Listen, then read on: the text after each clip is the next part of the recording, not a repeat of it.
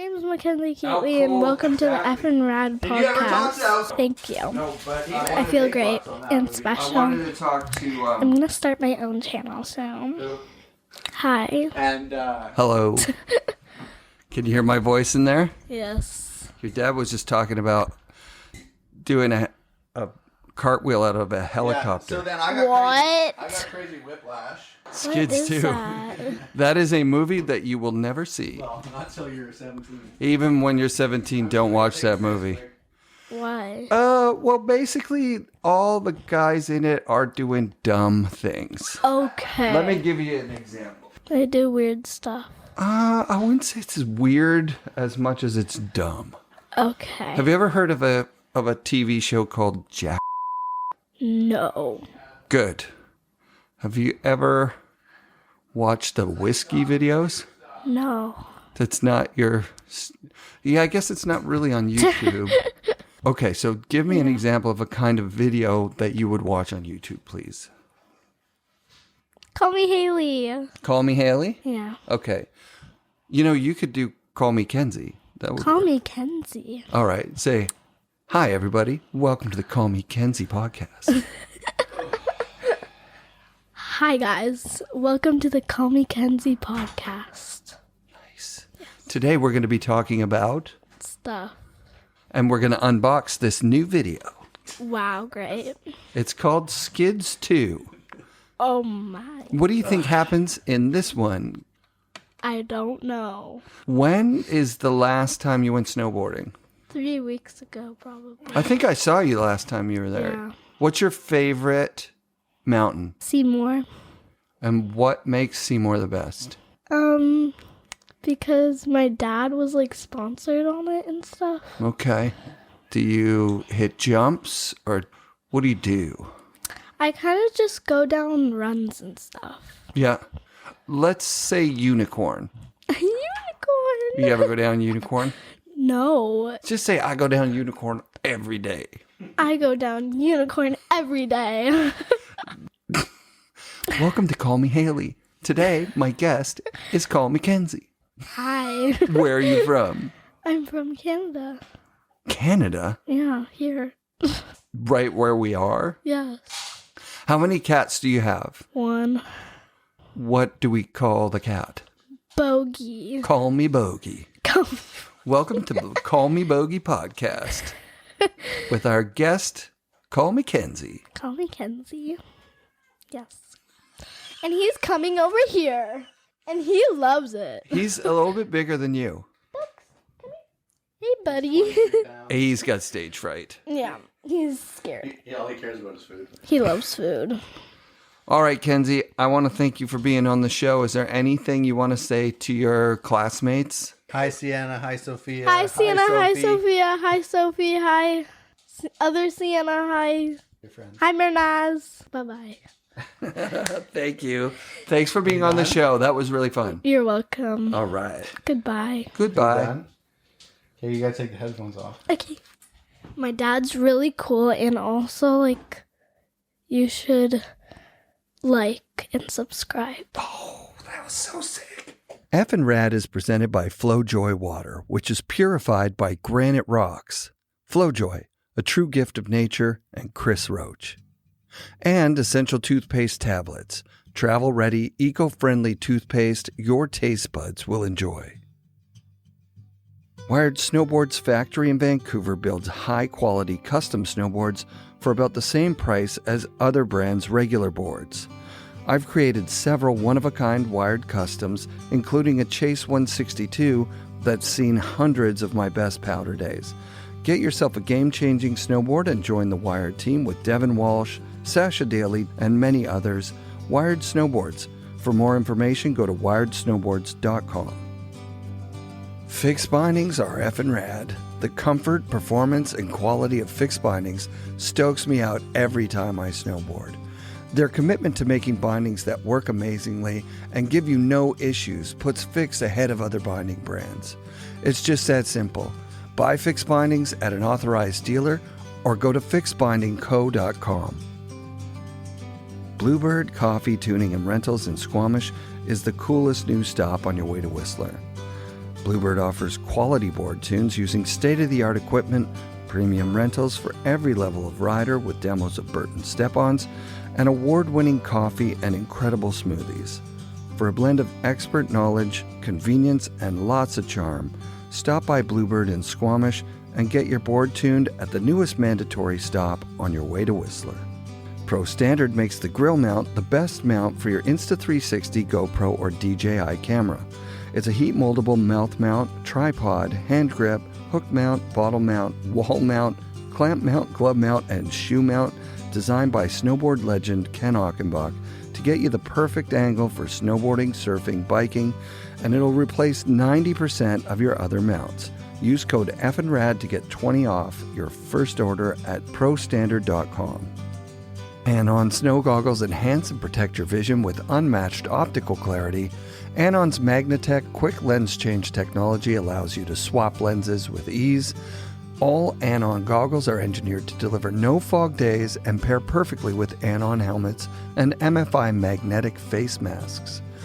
Get yourself the best goggles at an authorized Anon dealer near you.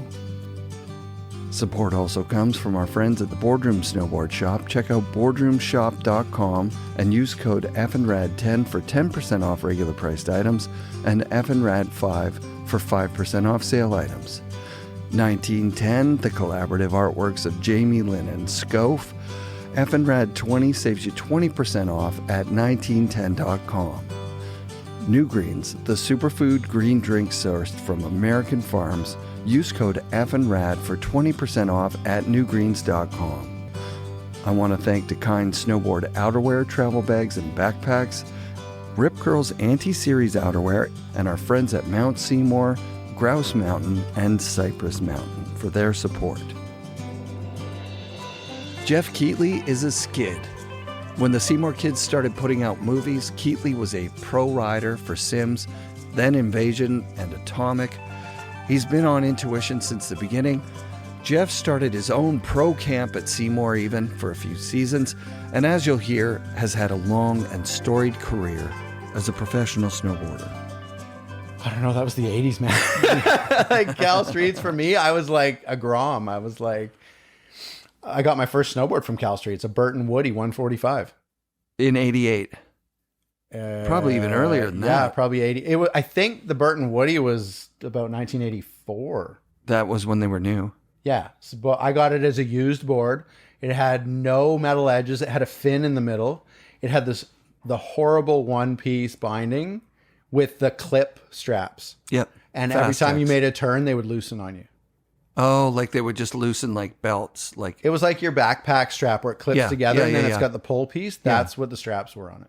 Right, so you'd pull it tight. I'd pull it tight. You would ride down, it would vibrate loose. Well, as you made turns, they would loosen off on you and your heel would start to lift. So I got to the point where I like stapled them in place and like duct taped them so that they couldn't come apart. That seems terrible. That's a bad idea. But that's how it was back then. Yeah, of course. And then I think, I started in grade 7 because Kevin and Derek were a year older than me. I had just moved out to Deep Cove we moved out to Deep Cove in 88. Yeah. And I did 1 year in grade 7 at Sherwood Park. And then they were a year ahead of me. So they were in Sea Cove already. But I met them through the neighborhood, like just skating around. Are you guys, are you going to Seymour already at that point? Because they start to allow it in 88. I remember Kevin, his first sponsor was Deep Cove Bike Shop. And then he got a GNU Chaos through Chaz. Cool. And Chaz. I haven't heard that name in so long. And I remember, so there's a elementary, up by my parents' house on Indian River at the bottom of Seymour, there's a elementary school just past their house on Indian River. It's called Dorothy Linus. So when that school was being built in the winter, they had dirt piles everywhere.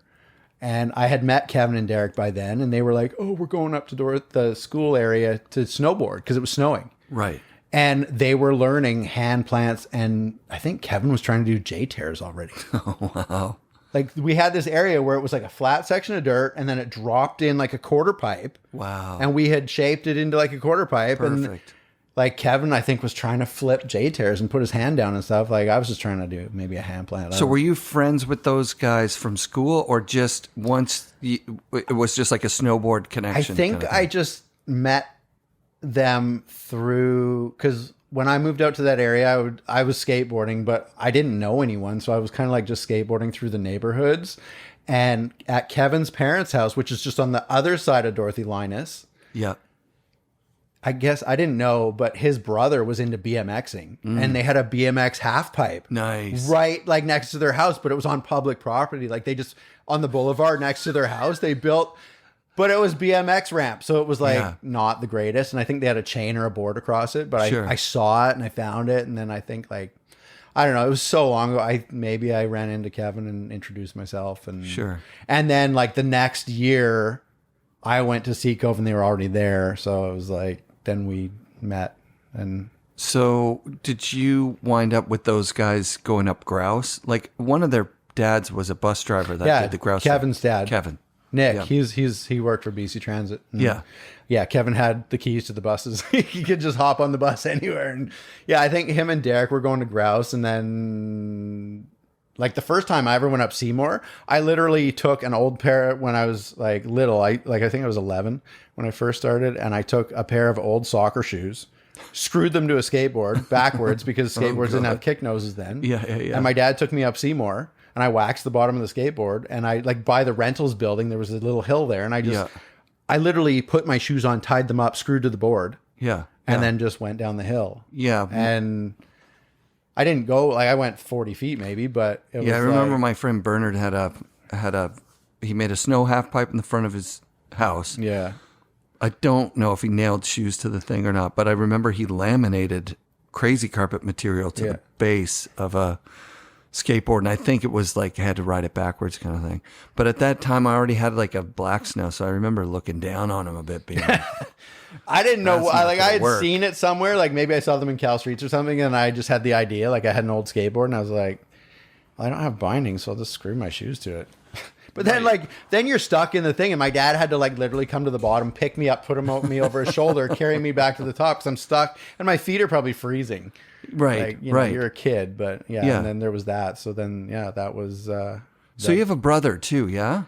That's a bit of a story, but I have a brother who was originally my cousin. Okay, yeah. I knew he was adopted, or there was something. We might as well just tell the true story. His mother was murdered Oh wow. in our Sorry family. to hear that. No, it was at the time it was the biggest story in Vancouver. It was all over the province and stuff. Wow. And I don't need to go into too much detail, but my parents took him in because his own dad wouldn't take him because his new wife didn't want anything to do with him. Oh wow. So so my parents took him in, and then I was about 8, he was about 5 when it all happened, and from then on we were kind of like brothers. So was he really close to you with the snowboarding thing, or did he no, not? him and I are polar opposites. So he was like more of a book nerd kind He's of thing? a total computer guy, Computers. like Yeah. video gamer, online gamer, Sure. type thing. Yeah. But yeah, obviously he, with what he saw at the age he was at, he definitely had problems throughout life. Oh, And man. he was, my parents were taking him to counselors, and I mean, he was a good kid, had a good head on his shoulder, but he was obviously fighting demons, and So difficult. as anybody would. I mean, if I really got into it, he would probably just be like, yep, I get it. Crying, right? Yeah, Yeah, yeah. All the stuff that you talk about on the show all the time, like the Haven and stuff like that. Like when I hear all that stuff, and even like the one you did with Roberta with her head injury, like my father, he's dealt with a traumatic head injury himself. Right. So like he's lucky to be alive, and to me, he's my champion. Yeah. Like I've watched him go from literally death to building a successful business. And, I get to spend the time working with him every day. I mean, we have our ups and downs. We fight with each other as any father and son would. Yeah. But a lot of people, whenever I say that, they're like, man, I wish I got to hang out with my dad all the time and stuff. So, Yeah. I can't put a micro stick in his head for a memory stick and download all the information that he has from 50 years of welding. So, Right. he's my teacher all the time. And Super sick. Yeah. we have our ups and downs because it's his business. I get it. He built it, and I'm proud of him for that. But, I've been doing it with him for 15 years now, and we're at a point kind of like, it's like, and he won't retire. He enjoys what he does, so it's whatever. Yeah, your dad was really cool. He's always been helpful. He welded for Seymour at some point, didn't he? He made rails. He made a bunch of their rails. machinery. He welded for Boardroom when I was there too. Yeah. Like there was stuff that we've we done needed lots done. of work for Murray. We put propane cages. We fixed the transfer truck whenever the back of it would break, and just whatever anybody needs, we just make it.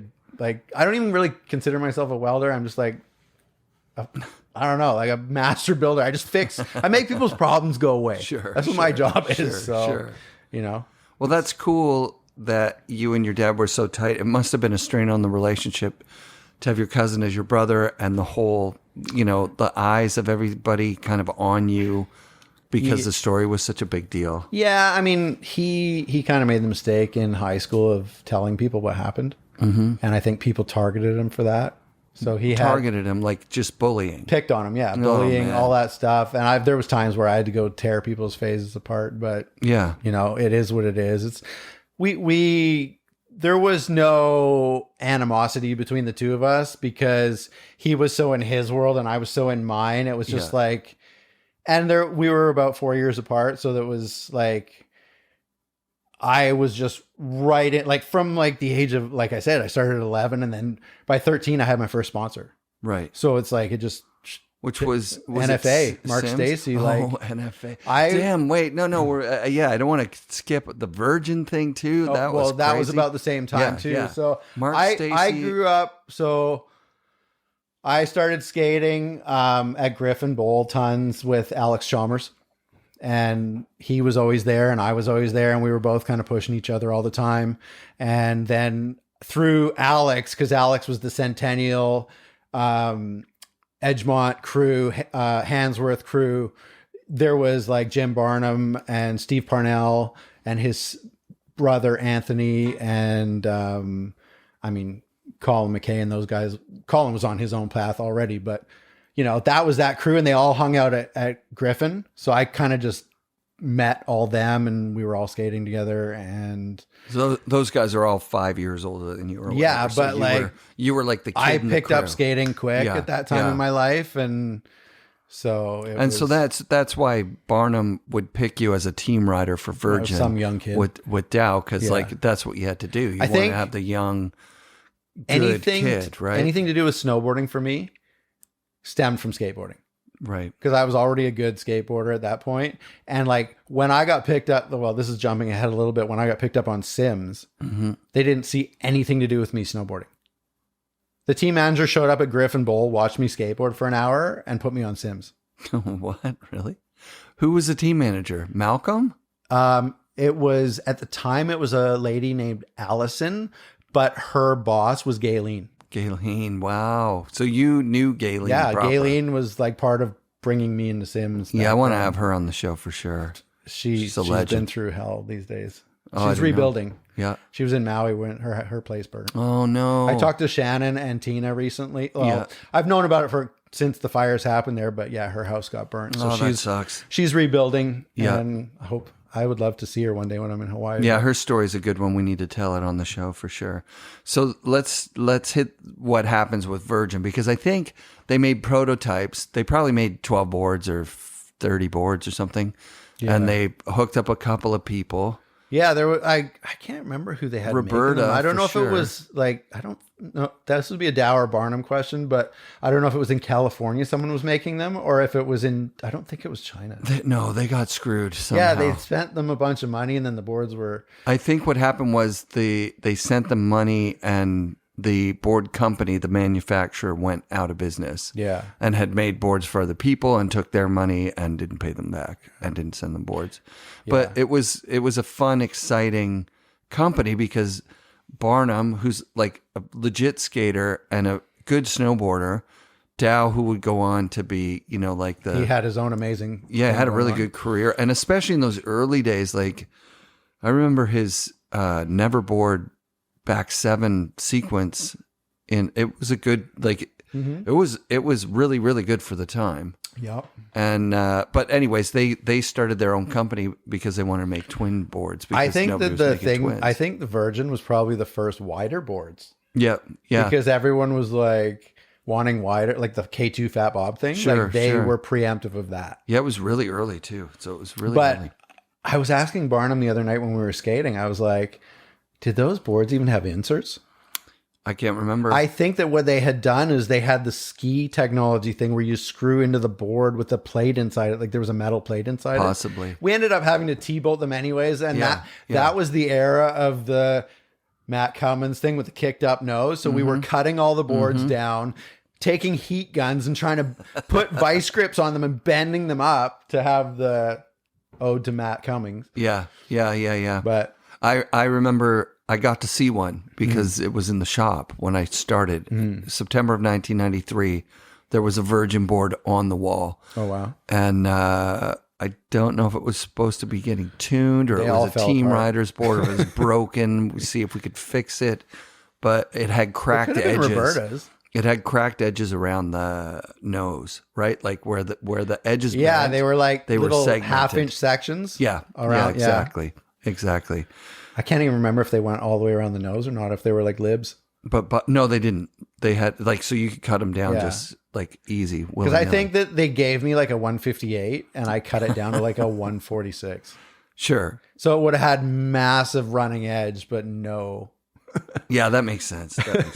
Anyways, So that was only for a season, right? Like they didn't last for very long. yeah, they were gone. Yeah. So Did you have basically, to buy a board after that, or did you get that Acme that's in the pictures from? well, I might Swaro or have bought. something? I think I got that Acme off of Swaro because he was on lib at the time, and I probably paid him for it. I don't know how much. Doesn't even really matter. Probably $100 or Probably $50 or something like that. Yeah. Because he was always coming up from the States, and he'd always have. Oh, he wasn't from here. No, he was down in. Bellingham or I something. don't know where. I don't know. That's a Swaro story. He's been up here hanging out a lot at Chris Brown's, I think. Dope. Should try and connect with him while he's Like here. Browner? Yeah. Oh, that's He good. stays with Chris Brown and Kale. Sick.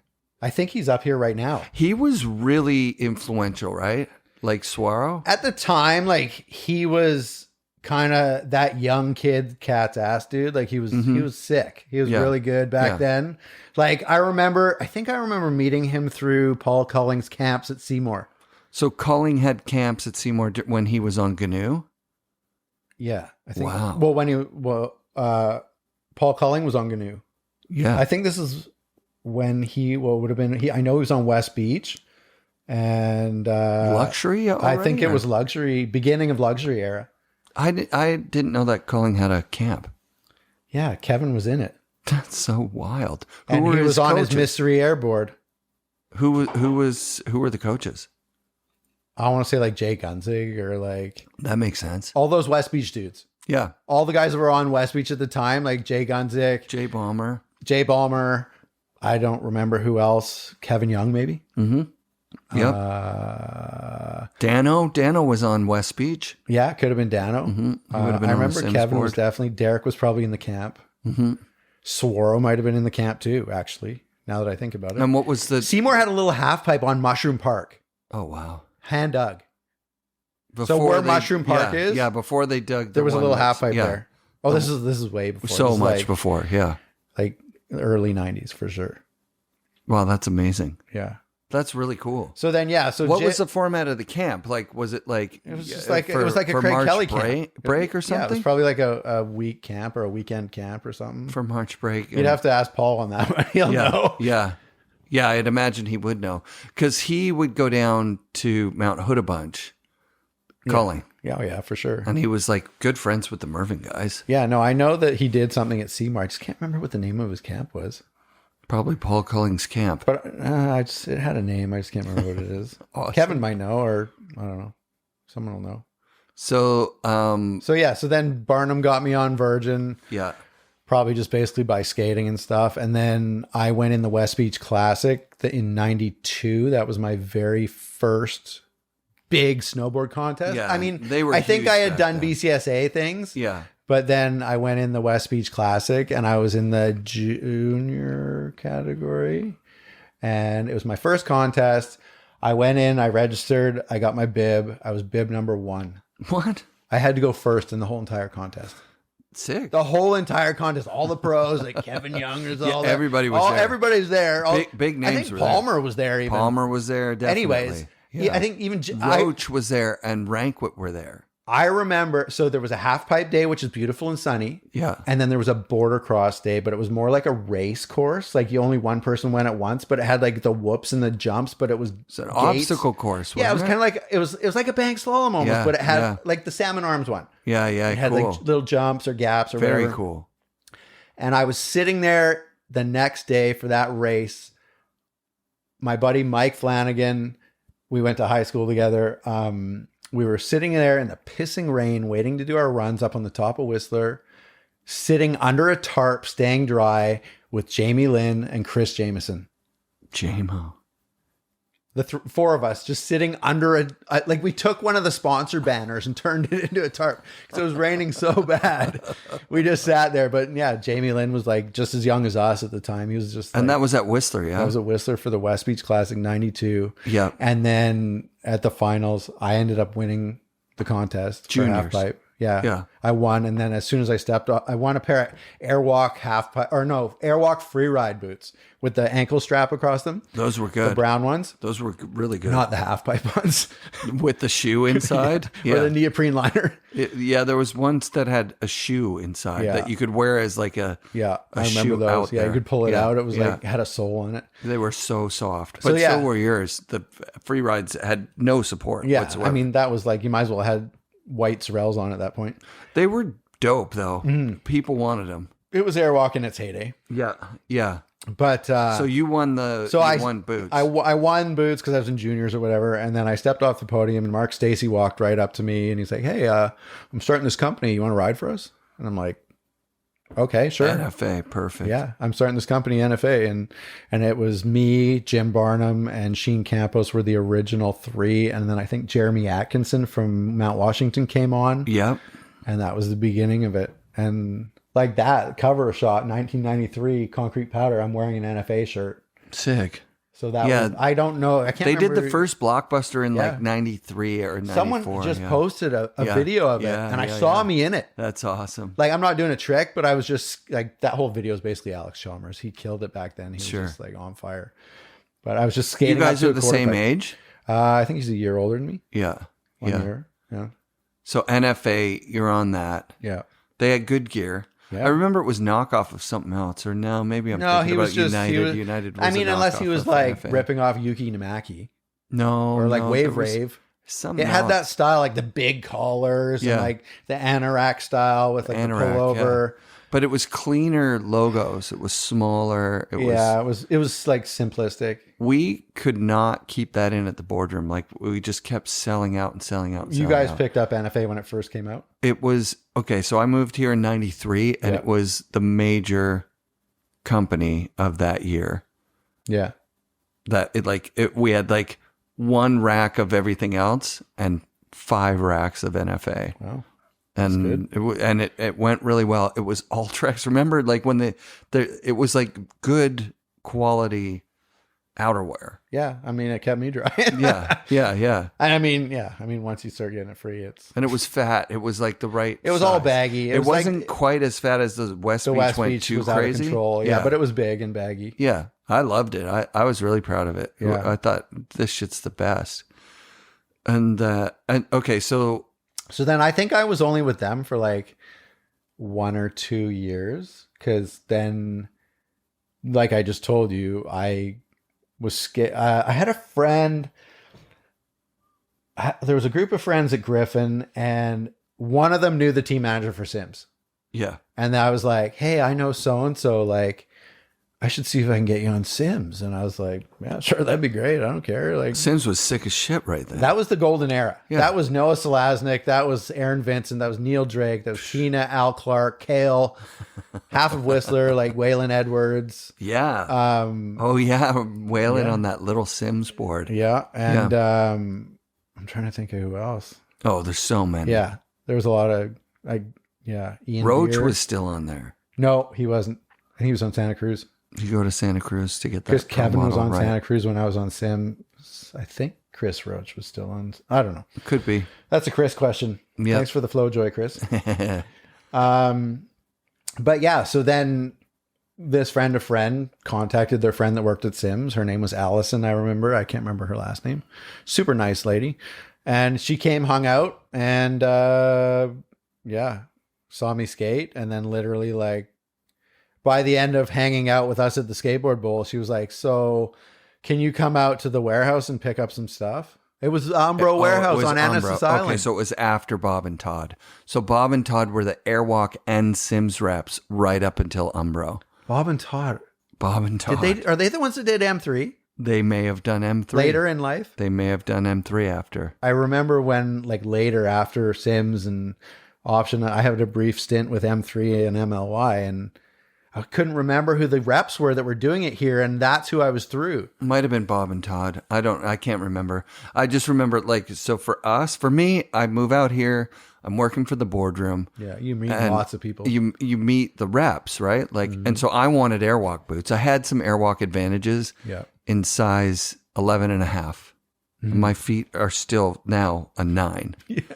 And they were huge. Trust me, you know what? Actually, Jeff Moore sold me a pair of Burton two tongues that were like, I don't know, size 9 or 10 or something. And I was an 8. That's amazing. And just because I wanted the Burton two tongues. So talk about Jeff Moore a little bit, because Barnum was like, Jeff Moore basically like took his leave from snowboarding because the community just was kind of lame to him, and he was like, fuck it. Honestly, I don't need this shit. Like, I was never like super, super tight buddies with Jeff Moore. Like, I was always at parties with him, and I was like kind of, I mean, he was busy. He was a wicked filmer. He filmed a lot of Collins stuff for the Plan B videos. So he was down in that cool guy zone. Mm-hmm. But yeah, like I knew him through Kevin and Derek, because Kevin and Derek were all really good buddies with them. And he lived with them, I think, in Whistler, because Kevin and Derek started going to Craig Kelly's camp. Sick. And doing the Whistler summer thing, the camps, way before I did. And so I think they all lived together in Whistler, like Little Dave, Jeff Moore, probably Roberta, maybe Kevin and Derek. I think they all had a house. Rad. So Kevin and Derek would probably be the better people to talk about Jeff Moore. I knew him through friends, but he was a part of the Seymour kids, kind of, or he was outside. Honestly, of that even everybody in that era was a Seymour kid. The early 90s.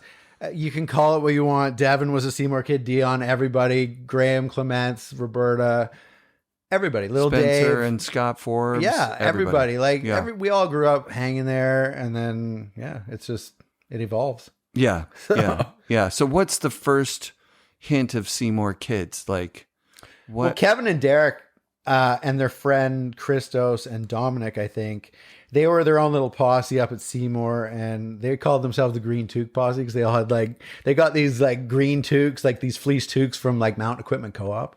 Awesome. And like they had this little Green Toque Posse thing. Yeah. And then like, I remember John Harris. We haven't mentioned John. But yeah. John Harris came into the boardroom. Yeah. And he said, I want an all-white toque. Yeah. That's what we're all going to have this year. Yeah. And I was like... There was always trends every year. There was always trends. Whatever was cool. Harris was my favorite because he was so quiet. He was like... Yeah, I know. He was the quiet beast. Yeah, beast. Because when he was on a snowboard, he ripped. Oof. And he was the nicest dude. His brother's an incredible comedian, actually. Yeah. Really good. Another really friend good of mine, guy. I think, hangs out with his brother. Dave. Yeah, Dave Harris is... Yeah. He's awesome. Yeah. Download his comedy. Anyways, yeah. So without getting off track, the first time where you call yourself a Seymour kid, like, are you... I don't know. Sims era? Yeah. I mean, I was probably into the Sims. I mean, I was already snowboarding with Kevin and Derek, like with the, even like the Virgin board, the LibTech Acme that I got through Swaro. And then, Sims was a huge jump for me, because that took me from like local amateur to like, this is back in the golden era of snowboard where team managers like took care of you. Like, sure. Like, do you remember your first contract? Was there a contract? Yeah. I mean, I started amateur with Sims, and it was like everything. You got photo incentive, you got contest incentive, you got video incentive, and then like if you placed at a contest, you'd get incentives, like everything as an amateur. And then like pretty much I'm not going to say as much of the product as you want, but I think there was budget. I mean, they had budgets back then, but like, I can't remember, like $5,000 in product for the year or something like that. But this is at like cost prices, not like retail prices, right? So, I mean, I don't remember how many boards I would have a year, but anytime I wanted one, I would just order it. Yeah. So it was, and then, like I said, that Lady Allison came and saw me. And basically after seeing me skate, she was like, can you come out to the warehouse and grab some stuff? And then like, that was kind of my first, like, I had to say something to Jim and I had to say something to Mark, like, okay, I'm going to leave. Yeah. It's never a fun conversation to have with anyone, but you were leaving NFA because you could get Sims clothing. Well, yeah, I mean, everything. Mark was still so infant in his business that I mean, I don't know if Sheen was a big pro at that time, so maybe he was paying Sheen, I don't know, but I was still so young. Like I got on Sims, I think when I was 15. Right. I was still super young. Like so much happened for me from like 13 to 15. It was just like a blur. And then, and then I got on Sims and I went out to the warehouse in Annacis Island, which was Umbro. And that was sick because they gave me all the seconds of Umbro stuff for free. I would go in there and there'd be boxes of stuff and they'd just be like, just take whatever you want. So I started skating in like the soccer style track pants before it was a trend. Just because they were comfy and your legs could move freely and stuff like that. So that's right around 94, 95. So, because I was on Sims before I graduated. Yeah, that's 94, 95. Anson, my buddy, actually worked at that Umbro. Yeah, and the first year I was on Sims boards was the first year Shannon Dunn's Pro Model came out. Oh, sick. Did you That ride was the first board I rode. Oh, nice. And I had a published picture on it. On the Sunflower? Yep. Oh, I just sent it to Shannon the other day. That's really cool. She was like, oh my God, this is incredible. So Sansalone links up with the Intuition guys and he makes that connection between Intuition and 32. And you probably get on 32 through Kevin at some point, don't you? Yes. You definitely get on Intuition. Yes. So Kevin was already dealing with Rob from Intuition. Yep.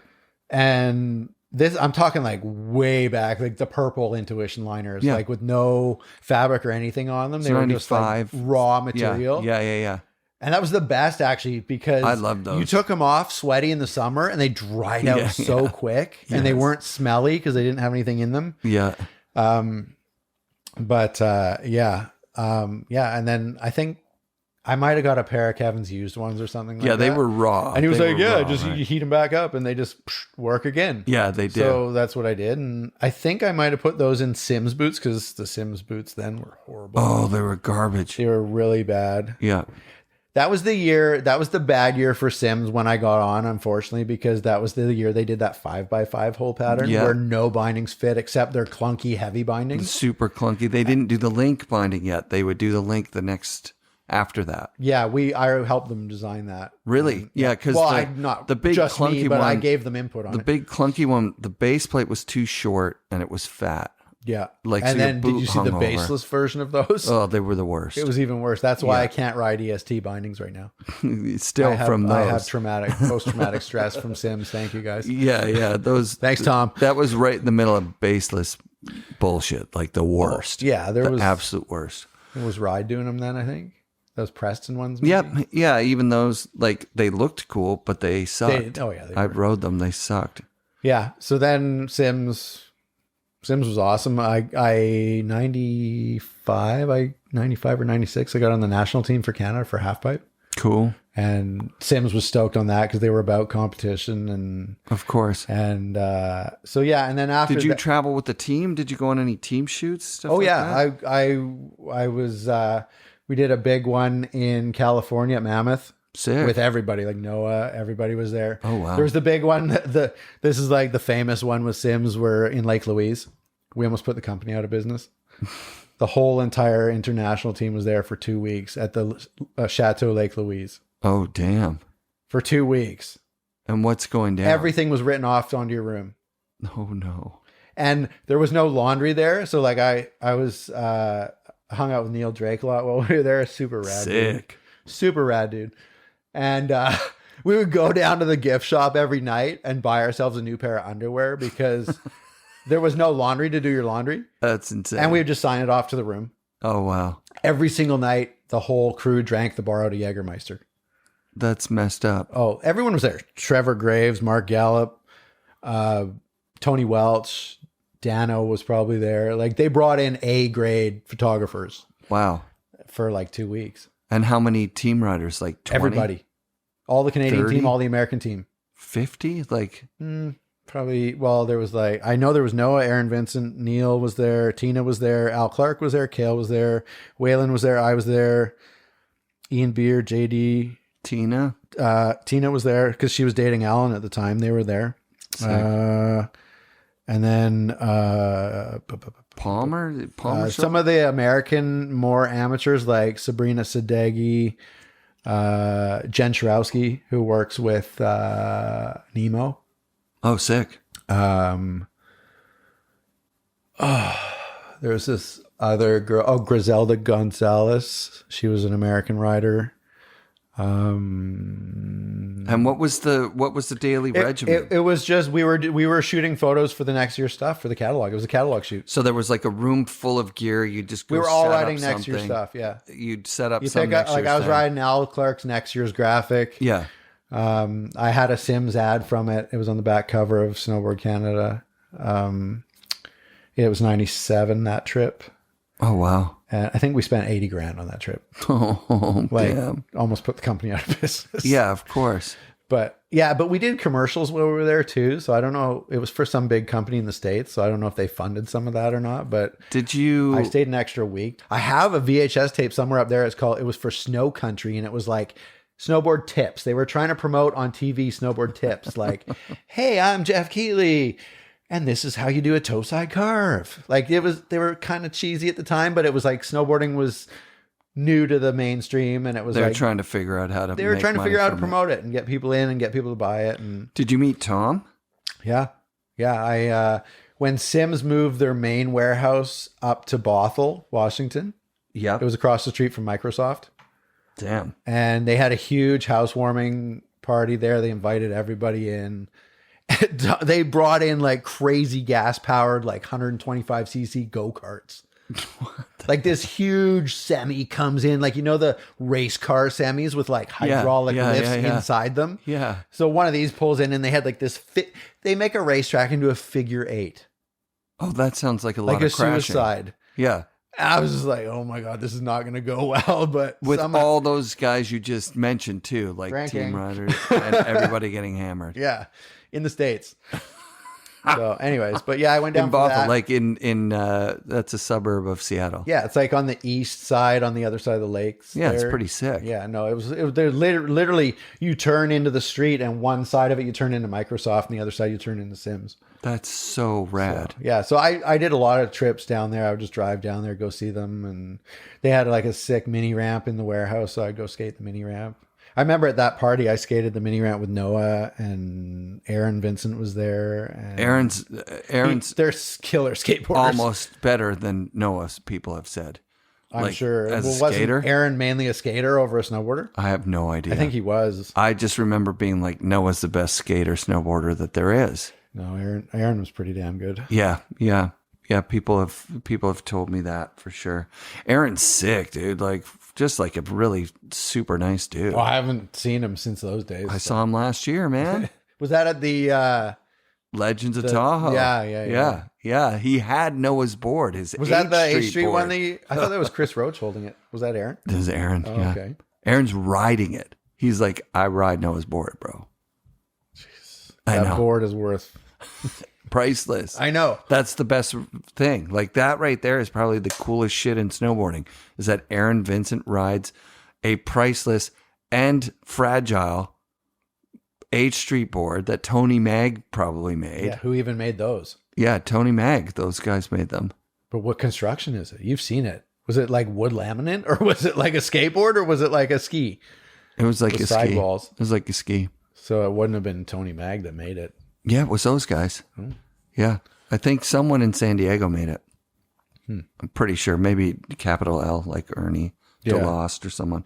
But definitely like fall apart. Like Yeah, I'm surprised it's still in one piece, to tell you the truth. I Especially think with those Sims bindings I think on it. there was rat nuts through it. I'm not 100% Team sure. nuts, yeah. But like, no, the little like rail ones for really? skateboards, like Just to put hold them all over the just place? to hold it together wherever it's delamming.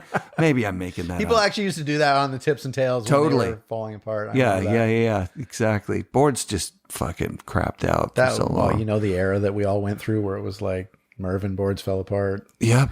You get a year with bad glue and it's like, Burton boards fell apart. Oh, like everyone. everything fell apart. I remember, everyone was like, oh, Burton boards have popsicle sticks inside them, God, And then when they came out with that FL board, they were like, what's inside it? Popsicle sticks. I don't remember. Poplar. Who knows? Who knows what the I have wood was? no idea.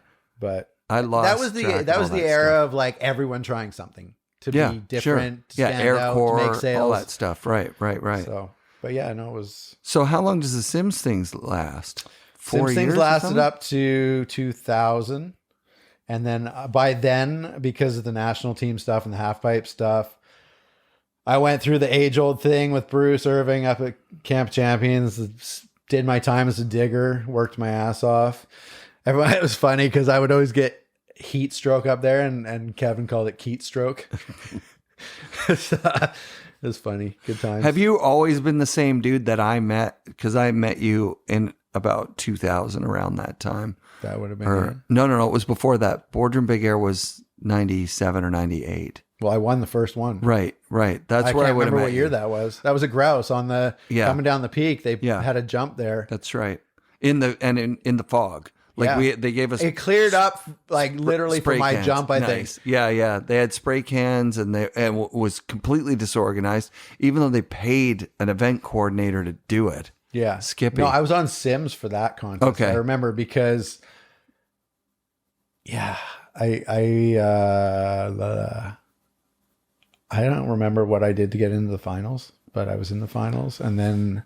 Oh, they didn't have enough time for everybody to run, so you probably just did like Your two jumps, and you that did was it? one jump of it, and then they were like, "Well, everyone's going to get 2," and you probably took 2 or 3, and then they saw you do it, and they said, "Okay, now it's finals," and they just picked like 12 guys. Yeah, I mean the judging was so. It was insane. Whatever, Well, you couldn't back even then. see, right? You couldn't see shit. All I know is I did a front side 5 stale fish grab, so as I came around, it turned into a switch method. Sure. And then I had so much hang time for some reason. I grabbed switch indie after that. So I did like a double grab front, like a Sure. grab and then another grab in the air still. And I landed it perfect and it was spun perfect, I guess. And I remember I you won. the next year helping with the judging of the quarter pipe event at the Seymour stop. And it was there was a quarter pipe event. there was a single quarter pipe event. People were doing And I wasn't in it? I think you were injured, Oh, okay. and Chris Nichols was The announcing. MC. Yeah, obviously. you remember that He was one? a legend at Yeah, MC. yeah, then. he was the best. That was a fun one, and you helped with cutting the pipe, cutting the quarter pipe, Probably from my and Camp the of Champions judging. days. Yeah, Thanks, yeah. Ken Achenbach. and the judging. Yeah, so that was where we spent an afternoon together, and I was like, I like this guy. Yeah. He's hilarious. Yeah. Yeah, I don't remember that one. It's weird how everything just blurs together. Yeah, I mean, it's. I remember was You it the probably next don't year remember that you guys 'cause you did the didn't- slope style?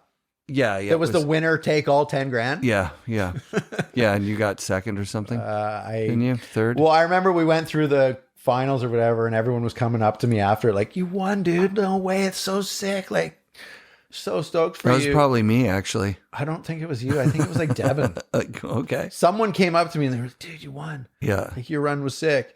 And then like the final or the awards happened, and then that kid who was like Sean Johnson's cousin, Stacy Ernween, or whatever his last name was, he like backflipped over the table, and that's why he won. Yeah, I don't even know. And then I don't think somehow in that wash, Chris Steves got second. But it was winner take all, so it didn't matter. Like, So do you go from Sims to Invasion?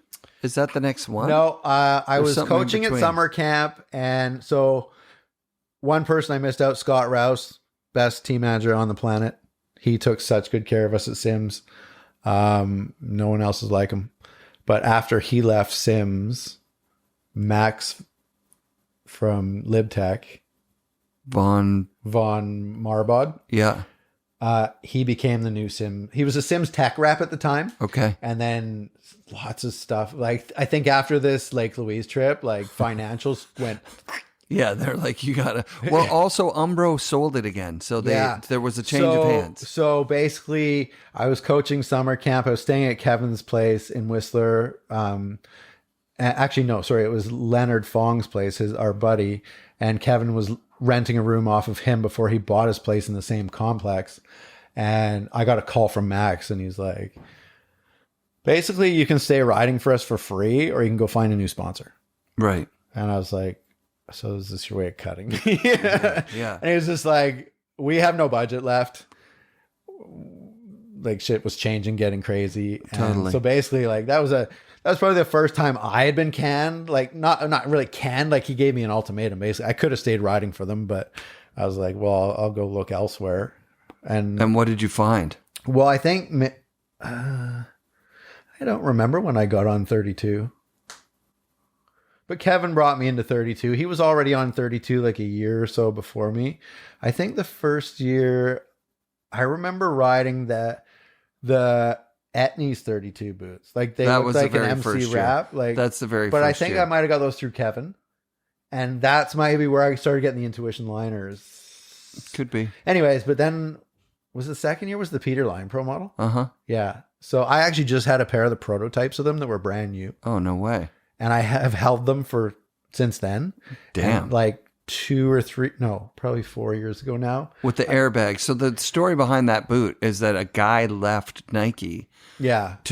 And he realized they didn't have the patent on the air bags, sole. like in the Air Max or for something. snowboard boot. Yeah.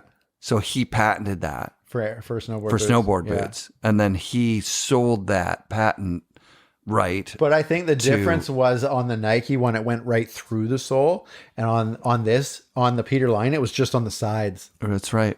And they So that popped. was his way They around it. sucked. They Yeah, sucked. no, they all broke and blew out. And It was a bummer. I started riding for 32 that year. Yeah. So I guess I was kind of getting stuff through Kevin, and then he got put in a good word for me or whatever. However, you know how it worked back then. Yeah. Well, he was on international. Oh yeah, right? he was direct for sure. I was through Time Bomb. You were with through Garrett. Time Bomb, right? Dave Burney was the team manager forever, but there was someone before him though. I can't remember Randy or someone. who. Yeah, Randy. Yeah. Randy was a legend. Holy Randy's Randy! Yeah, shout out Randy from Time Bomb. Randy from If Time I had an Bomb. air Is he horn- still there? Yeah, I don't know. He's like that. It's like family there. Though, family. like, He was the best. Yeah, he was also so the amazing. Dragon team manager. Yeah. So he would give me. Yeah, I had a maybe short warranty stint with goggles Dragon. or I rode something. for Oakley for like 12 years. Oh yeah, you were on Oakley. That's right. Yeah, Through Jen? No, I was direct originally through the States How did you get on that? at Mount Hood. So Sims brought me down to Mount Hood to coach in the summertime at Windell's. Sick. Got to skate with Noah at Windell's on the vert ramp and Colby Carter, H Street wow. legend. Like Oh, they had damn. him as a skate coach. Yeah. So I got to skate this epic like spine mini ramp, bowl, hip, like Yeah. Where was Windell's that year? it was Not at the Arc and that whole complex. no, It was no, like no. It was pre he that. rented it was a place. pre that. He was and in it a had place. it had a vert ramp, right? It had a vert ramp that was behind the mini ramp. Yeah, and then that's right. Yeah. So Yeah. that was a legendary summer. Yeah. And then Who was head coach at Windell's that year? I Was don't it e- still I don't Pappas? remember. Chris I Pappas? don't remember who it was. I think that we didn't even have to deal. Oh, Tom we, Nordwall. We were just coaching like as guests. Yeah, because guest coaches, Sims rented right. a house at Govey Yep. right across from High Cascades. Oh, camp, right. Across from the Rathskeller. Yeah, We yeah. literally were in a bomb shelter Yeah. that was in the trees or something. So sick. And I remember like trying to sneak into the Rathskeller like every night, and they As a always kid, denied yeah, me. yeah. 'Cause I was like a teen, or I was like 19 or 20. Yeah. But yeah, so I met Jay Twitty. I think he's still in the industry with Volcom, maybe. Yeah. I know the Jay name. Twitty, he was amazing dude. I met him through summer camp down in Hood, and then he put me on Oakley, and then I went back home, and he was shipping me Oakley stuff. Like I'm talking early Oakley. A-frames. Like, yeah, A-frames and Yep. stuh. Like Yeah. before the Before the 3-dimensional O-frame. lens came out. Right. The O-frame was the first. Yeah, like remember when they did like the snow camo ones? Totally. Like that era of Oakley. Like Bjorn Linus was on at that Sick. point, and JP and all those guys. Yeah. Yeah, so I was direct with Jay Twitty. Oakley was sick as fuck because Craig Kelly had been on Oakley. Yeah, like, it that was like, and it was like they were all about innovation too. It was like materials, taking it to the next level, clarity through the lens, and then all they that came out stuff. with the 3-dimensional lens, which they patented and stuff. A-frame, right? It's changed now. I've been talking to a friend who's a rep for Oakley, and he's like, it's not what it used to be. It's like they sold it to that luxury group or whatever. Yeah, I have no like idea. 12 years ago, they sold it to some high-end fashion luxury group that just they don't care about the technology anymore. They're just like pumping it out. Well, the guy who owned Oakley also invented the red camera. Yeah. Like, so, yeah. I mean, the dude's an innovator. Yeah. And like, I remember Dragon would get Oakley technology a year later. That's right. Yeah. They had some deal. Too. I think one of the guys that worked for Oakley started Dragon. Probably.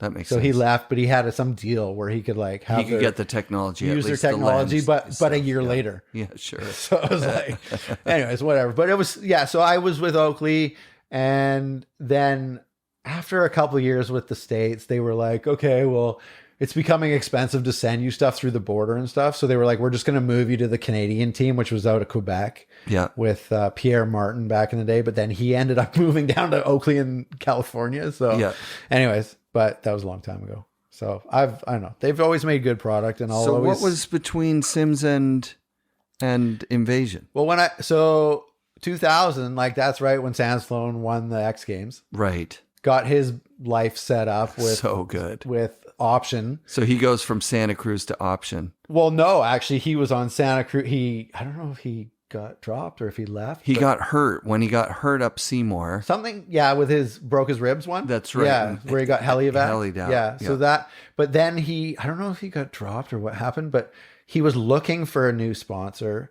He was on Joyrides for a while. Oh, okay. He was riding like the Bobby Meeks and the Yanni Mackinnon board. That's how he got Yanni onto Option later. Oh, wow. But they had a good friendship. So he was testing out different boards, and then I remember talking to him at that time, and he was like, "I think I might go back to school." Yeah, like I think I'm for going to sure. quit. Like, he didn't know what his future held, and then he learned the switch rodeo, the backside 90 roll switch. Remember? Okay, so Corey from Invasion, was a park. Like he was like maybe the head park groomer guy. Like he would hand dig a bunch of stuff up. And there was right where you talked about riding your skateboard with fucking cleats, like over by like behind rentals. Beside rentals, They had a park that had a couple of jumps. In a row. That's where I broke my collarbone. Yeah. Following Kevin through there. It was the run that goes down between Ridge Chairlift where I did the cable slide. Yeah. And where the half pipe is. That's it. But it wasn't the race line, it was the high line. It was the high line. And then it came down to Lodge Chair. That's right. And they had those jumps there. And 2 tables in a row. Corey learned rodeos, and Chad, what was his name? Chad Williams. Chad Williams learned them. Another ripper. And Chad was like a trampoline legend. He could, once he was in the air, he was so good at spinning, and he was so comfortable in the air. And so then Sansalone learned them switch, but I think he could only do them switch. I don't think he could do them the right way around. I don't know if he did the 90 roll thing or the switch rodeo. I think it was switch rodeo. Maybe it was switch 90 roll. Could have been. I don't know. But he won both. I keep thinking that Swaro came up with the 90 roll. Because it was all about going off the jump, turning 90 degrees, catching your heel edge, doing like a barrel roll. Yeah. Like the modern day backside rodeo is not the original like 90 roll. No, 90 rolls and rodeos were different. So, like, because backside 90 rolls. But the backside rodeo evolved rodeos. Off of the 90 roll, because I think Peter put down the backside 90 roll. I think. Sorry, not I keep saying the same wrong backside thing. Rodeo. Backside rodeo was just like front side rodeo was how everyone was doing it, right? Like Daniel Frank and Kevin Young and all those ones. But Peter was like, what would that look like backside? Instead of coming off the toes, you go off the heel. And he did the first like backside rodeos, in my opinion. Yeah, because when they come off the lip, off their heel edge, it's like the board goes up in the air. Yeah. Whereas with the 90 roll, it was like you would go off, turn 90, and flip. It was insanity. Yeah. I used to do. I used to do them. I have Which videos. way did you do them? I do rodeo a pure 90 or roll. 90? Pure Yeah. 90 roll. You sent me the video. I've Yeah. seen it. But I never really did an actual backside rodeo. I recognize Peter's backside rodeo as the right way of doing the backside rodeo. Yeah, that's a backside rodeo. Yeah. Not to be confused with the backside 90 roll. The 90 roll. I think Swaro's vision of the 90 roll was, I don't know if it was before or after Peter, but I remember seeing the 90 roll and being like, it looks like a mistake. It doesn't look right. It looks it's like you a hooked your suicide edge. trick, basically. Yeah, Like you yeah. have to almost on purpose catch your heel edge. Yeah. Like yeah, you literally exactly. go off the jump, turn 90, and kick your feet over your head. Yeah. Totally. I always usually grab Indy. Just to get your body in the right Like position. I don't do the backside grab. Right. I'll basically go off of it and then turn 90 and bring my feet up and grab this way and then Yeah. go over. And Yeah. then once I see the landing coming, then I'll just turn 90 and land. Yeah, because the The backside rodeo is like, with a backside grab is more backside rodeo. yeah, It just brings you around a different way. yeah. It's interesting though. But okay, so we're talking about a time that we both remember. Like, Oh yeah, like Corey this is was when there every day. Progression was going crazy, Yeah. and people from Seymour, like Kevin, were moving up to Oh, yeah. full time to Whistler. Yeah. Well, Right. yeah. So basically, back to your thing. Kevin won the X Games, or not? Yeah, he won the X Games. Or no, sorry, he won the West Beach Classic first. Yeah, Then he got invited to the X Games, and then he learned it. He learned it switch before at the West Beach. yeah, he did it the same trick. He just at showed both. up and Yeah. did it backwards, and everyone was like, "What the?" Technically, it was the winning trick of Big Air that year. Yeah, he won. and then he went both. to, and then he had his invite to X Games, and he went a couple years after. I think he even got invited to Gravity Games. Yeah, I don't know. That was all kind of the same American I stuff. remember holding the gold X Games medal and being like, Yeah. "This is fucking for real." Yeah, no, it was It's no joke. He killed it that year. Yeah, he won it. He set himself up well. that And year. so, did you get option boards? yeah, like on so, his gravy train a little bit. yeah, like I was between sponsors and didn't have a board to ride, so I was like, well, I'm going to support your board. You have a board coming out. Let's do this. So he had met like Johnny Q and those guys through Option, and Johnny Q was the board designer and stuff like that. Like Yeah. the engineer, board designer. He shaped all the boards and everything. And I think Kevin was like stoked on the balance shape at that point. Right. The one with the claw on it that Yearly had the cover. Yes. So The cover. You really had like he had 5 4 or covers. 5 covers. He can confirm that one for you. But that was like literally the same time, or no, Ingemar's was like 97, wasn't it? 98? A bit before that, maybe. I don't know if can't they were the remember same which time or one. not. It was around the same time. But yeah, so Yearly's method was almost comparable to that. Maybe, I don't know. I don't know what the actual height on Ingemar's was. Way bigger, I'd say. Yearly's looked like it was about probably 18 to 20 feet. Which one? Because The one on the top of the quarter pipe at Seymour. Right on the top of the peak. Up top. He of spent peak. 5 Right, days right, digging right. that quarter pipe. Yeah, yeah. He He deserves the accolades he got for it. yeah, he definitely deserves the accolades he got. He so badly wanted to be Terrier though. That was the craziest part. Yeah. He's a hardworking human. Yeah, he Like, rode Terrier's board. Oh yeah. Whatever Well, no, outerwear Terrier obviously, was we all wearing. have heroes in life. Yeah, Like, yeah. what better hero to have than Terje? Yeah, there you go. Like, yeah. The guy's a legend, and he's still killing it. Yeah. Like, And then Yearly became a pioneer in the backcountry with sleds and stuff, right? And filming. well, back at that time when he was already doing the filming then, because that was like the picture beside you is 1998, 99. That's him. That's me on the cable. No, I mean he shot that. He filmed. Well, no, my buddy Sean Kerr took the picture, but Yearly filmed that in 16 mil. Your bindings are like loose, They're Burton bindings, CFX. like your. The buckle was broken. Remember how Burton buckles Yeah, would break yeah. and they would just flop? They And would that's still on work. that's on a sand sled. That's on one of his prototypes. That's so nuts. So, Is there someone hanging upside down yep, on the cable? that's Derek Scott.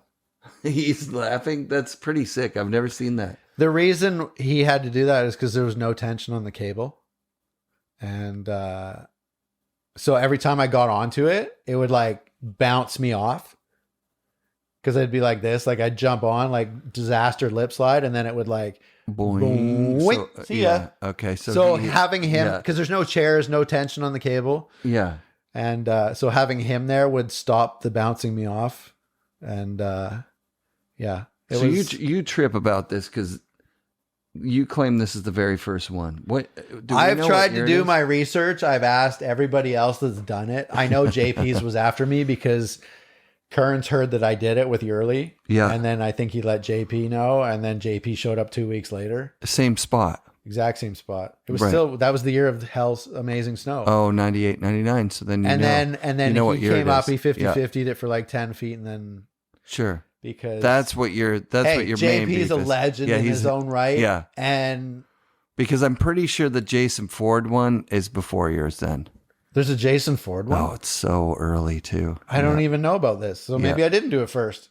I've been trying to ask around like everybody. Dave Downing did one, but then I looked at the board he's on and it's a 2002 custom. Okay, that makes sense. So he would have got the board. He would have got the board early. One. So I'm going to say 2001. Sure. I saw the Dave Downing one. It's a good one too. Yeah, I don't even... The Jason Ford one is just... Anyways, I don't want to burst your bubble. No, I know it's your thing. I don't know. I don't know or not. Like, it's a sick shot. I have always asked for someone to prove me wrong. Right. So if there is one, I'd love to see it. I don't know if you've seen a photo of it or what, but send it to me if you do. It's pretty sick. It's during a snowstorm in Japan or something. Oh, okay. So I don't know what era it is. What board's he on? I don't know. If he's on a ride, then it's way early. But if he's on a Solomon, then it's around the same time. Yeah. Yeah. Yeah, I guess Solomon was out by then too. Yeah, Solomon came out right around that time. Yeah. Yeah, I don't know. Like there was, like I said, there was so much progression going on at that time. Like yeah. At that time, my mentality was just, I want to find something I've never seen done. Sure. And let's do it. You literally thought that. I didn't know of anyone else ever doing that. Right. And then like, because of the snowfall, I walked over there one day and I was like, that cable is only like 10 feet off the ground. Why am I not on it? So I dropped in on the roof behind it in that picture. Yeah. And came around the building and then down. And then it was just like a natural little tiny wind lip right beside the cable on the other side. That's another jump. Someone tried to hit it from the other side, or I might have tried to hit it from the other side. I came from that side. Right here. And then I get like disaster boards. Disastered. Yeah. That's sick. You've seen the video. I've seen the video. It's good. And then like the one And you time, went far, dude. the one time I did the entire cable right to the posts and there was like little bars sticking up by the wheels. I had to jump off or I would have hung up on them. I slid it right to the tower and then jumped over it and like 180 off and landed and rode away. And I looked back up at Yurley and he was just hanging his head in shame. And he's like, I missed it. Right. So I went back the next day. That's when the photos were taken the next day because I'm wearing a different outfit in this picture compared to the video. Oh, yeah. You were on Heli Hansen then. That's Heli Hansen too. Yeah. You got on to Heli Hansen. Yeah. Yeah. So, yeah. Where did you get on Heli Hansen from? That's a weird one because it wasn't really like a no, not, I'm not saying it wasn't a known brand. It wasn't big in the snowboard world yet. They were trying to make their break in. Yeah. The woman, Tanya, who was my team manager, she went to Seco. Like she knew us from high school. Oh, sick. And I think somehow she reached out to me or something and she was like, hey, we're trying to get into snowboarding. I think at the same time, Sheen was on Heli Hansen. Possibly. I don't know. I remember he was more you were into his big backcountry stuff. And didn't they send you like a lot of shit? Oh, yeah. They sent you like I could have got anything in the catalog. Yeah. I had like jackets for nautical, like yeah. everything. And it was all amazing. The Leafa stuff, the first layer stuff that they did, like I had... Your whole career was that kind of shit. Like you got the Umbro pants. Yeah, you got like a crazy. It's like all like part of, you know, it's unfriggin' believable. Guilty by association. Yeah. Remember when the guy came in for the heat molding footbeds, which were these Soul footbeds. Sean. Yeah. Did he come into the shop? Yeah, he came in to sell them to the shop at Lonsdale right after we opened the shop. And we were like, this is sick. These are great. And then next thing I know is Sean, Steve. It was Steve. Yeah, I don't remember his last name. I don't even remember. Anyways. Oh yeah, he passed away. Yeah, rest in peace. He was Steve. in a tragic car accident with his son. Actually, I heard terrible. from after that happened, whoever was the team manager informed me of this because I would call and say, "Hey, is Sean or Steve there?" And Steve Walsh, that was his name. Oh wow. And they were like, they didn't want to tell me for the longest time. It was kind of weird. And then finally, someone was like, "Unfortunately, like he was in a tragic car accident. I think he was coming from Banff back to Calgary because Seoul was based out of Calgary at that point when it started. Really great idea. Oh, yeah. Best footbeds I've And you ever know had. what? It's By- the by best a lot. combination with my Intuition liners. Yeah. Because you got heat moldable footbeds It's that insane.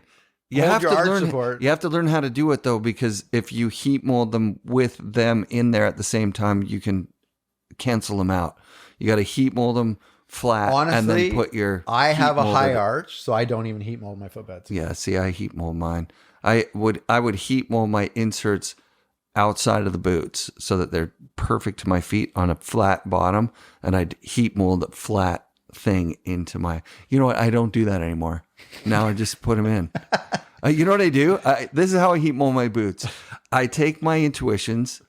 I heat up the oven to 225. Intuition break. And then I turn it off Thanks, Crystal. so that And Rob. so that the element is not on when they're in the stove. Okay. Right? Duh. I just have the tube one in the back. Oh, you've got in your the own other thing. room there that you slide them onto, like Yeah. the original ones Yeah, that yeah, you yeah. turn on with the dial and stuff. And I you go find- when they're ready.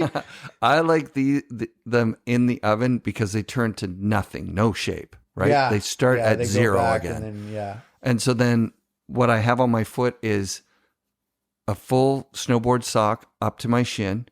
Then I put my sole footbed underneath that. Then I put another sock, a little thicker, but full snowboard sock over top. Mm-hmm. And then I just heat mold that one time, the whole thing. And then I pull off the sock, put the thing in, and it's dialed. A little bit of space around the toe. Perfect Do you use the toe wiggle caps? room. No toe caps, nothing, dude. So actually, you know what? I didn't use the toe caps this time and it didn't work. I need to use the toe caps. I have some toe here. caps at home. Okay. Yeah. Seeing as I was the boot fitter at the boardroom for the longest time. Were you? I don't know. Jury's still out. We No. sold a lot of Intuition liners through 32 Yeah. at that store. Like 32 that. boots. I think that our boot fitting probably put us on the map at that store. Yeah, I do. I heat up the liner and I take the internal lacing out of my, I just don't do up the internal lacing in the boot. Yeah. But I heat it up. I put on, I like a lot of toe room. So I take 2 of the toe caps. I remember. It hurts like hell to do Yeah, it. yeah. I put 2 toe caps on, put the snowboard, or no, I put a thin sock on, then I put the 2 toe caps on, then I put a thin sock over top of it. I heat up the things. I put when it's ready to go, I put my footbed in it cold because the heat of it's going to heat up the footbed anyways. Yeah. Then I put the liner on my foot. I use a tongue liner, not a wrap. I use a wrap. I take one of those like 6-inch wide tensor bandages. Yeah, I remember I wrap those. my liner Yeah. all the way up, tight around the ankle and around everything else. I slam that whole concoction into the boot Yeah. and do up the outside of the boot as tight as I possibly can. Yeah. I kick the toes into the ground, the heels into the It's the ground. worst.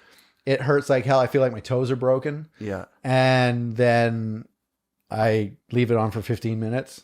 Till and it's then- cold. Till my foot Yeah. feels like it's going to fall Yeah, off. your feet feel like. And they then I just could've rip died. everything off, rip it all out. And then I put the liner back in the boot, put the footbed in. And Yeah, they're so It friggin' works. good. yeah. They ruin you for any other liner. Oh, Like you tried like a stock liner from a boot. You're like, I can't believe anyone rides in these. the only way I can explain it the best is it's like going snowboarding in your slippers. Yeah. Do you not feel that comfortable? Like it's just Up like until I crashed my electric car into the back of some poor Corolla, I put my boots on when I was home. I drove to the mountain. I rode all day. I drive home Yeah. in my boots. yeah, because they're comfy. Because they're the most comfortable thing that I own. I remember when we were in Lake Louise on that Sims trip. I had Intuition. I was on 32, but actually I was on 32 before when I was still on Sims because I was wearing Sims or Burton. No, sorry, I was wearing the 32 boots, the Peter Line boots, in Lake Louise, and I had Intuition liners. And like a lot of people on the team were getting frostbite. 'Cause it was minus 45 the whole time we were in Lake shit. Louise. Yeah. Like kids with triangles on their cheeks and stuff. It was that bad. Yeah. Yeah. And I was snowboarding in bare feet inside my boots, and my feet were toasty and Bare warm. feet. Oh, yeah. Remember Rob told us to snowboard in bare The feet? barefoot days. That was weird. Yeah, I don't know why he said that. I don't know. He just did. I don't know. The Intuition liners are warm. Like Oh, they're so hot. warm. They're perfect. They were like swamp boots in the summer snowboarding. So gross. But whatever. They still do the job. That was the best part before they had the like interior material glued to them, because just the material itself would dry so fast. Like, Yeah. You go riding all morning, you'd be done on the glacier by 2, come down with swamp foot, take your boots off, put them out on the porch in the sun, they were dry. Yeah. You're probably reheat molding them, but we didn't even know it at the time.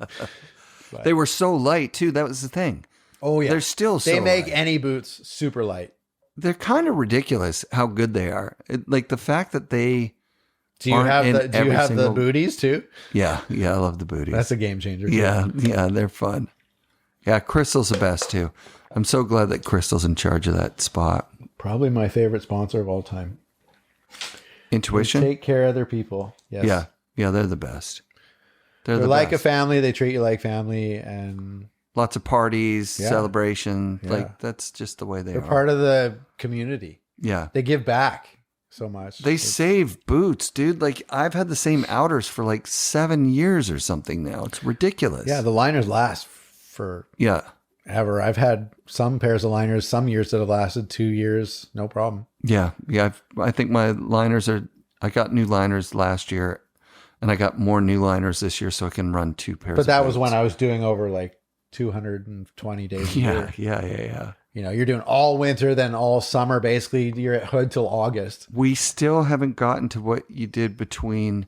So you did option I did option, and then raw signal. yeah, I had met Fred. Yeah. Uh, Hell of a dude. yeah, Fred is an awesome dude. Glackmar. Yeah. He's the best. Yes, because that was just before I did Out Cold, and during Out Cold, I was on Invasion. Okay. So you had Roswell a was year. a brief stint for about a year. Yeah. But they had a pretty stacked team. Like they had JF, they had Dion, they had JF Travis Rice. Fortin, they had Travis Rice, they had Andrew Crawford at that time. Crawford. Yeah. They had Jeremy Jones at that time. Right. He had a whole Like they were capsule. stacked. So Yeah. basically it just came down to like Fred was awesome. He always hooked me up with boards, whatever I needed. But when it came to like a salary type thing, they were like, well, look at the team. Mm-hmm. You know, It was it's huge. just not in the budget right now. Right. So then I tried to do the local thing with Invasion. And then that's when Out Cold happened. And that kid, Sluggo, came right into the shop to get me on that one.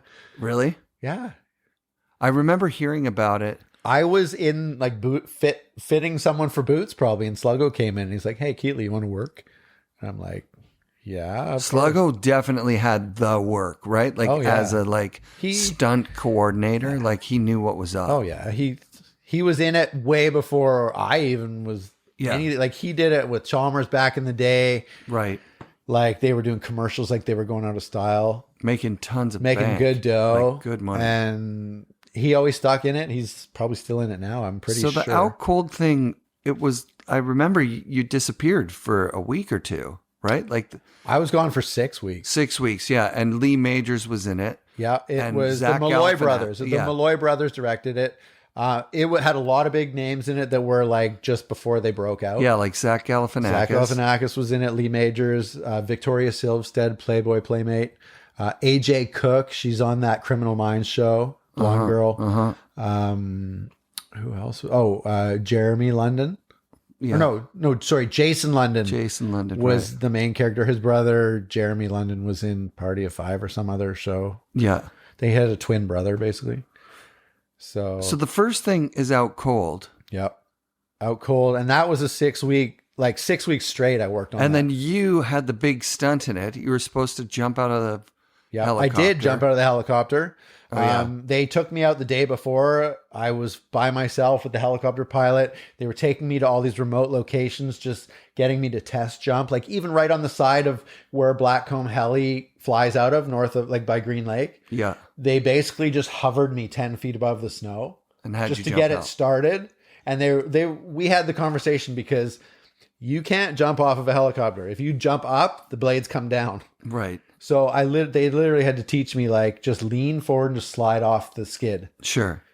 And then so I had to sit on the side, like they would hover me 5 feet, I would jump off or slide off. Yeah. Fine, got it.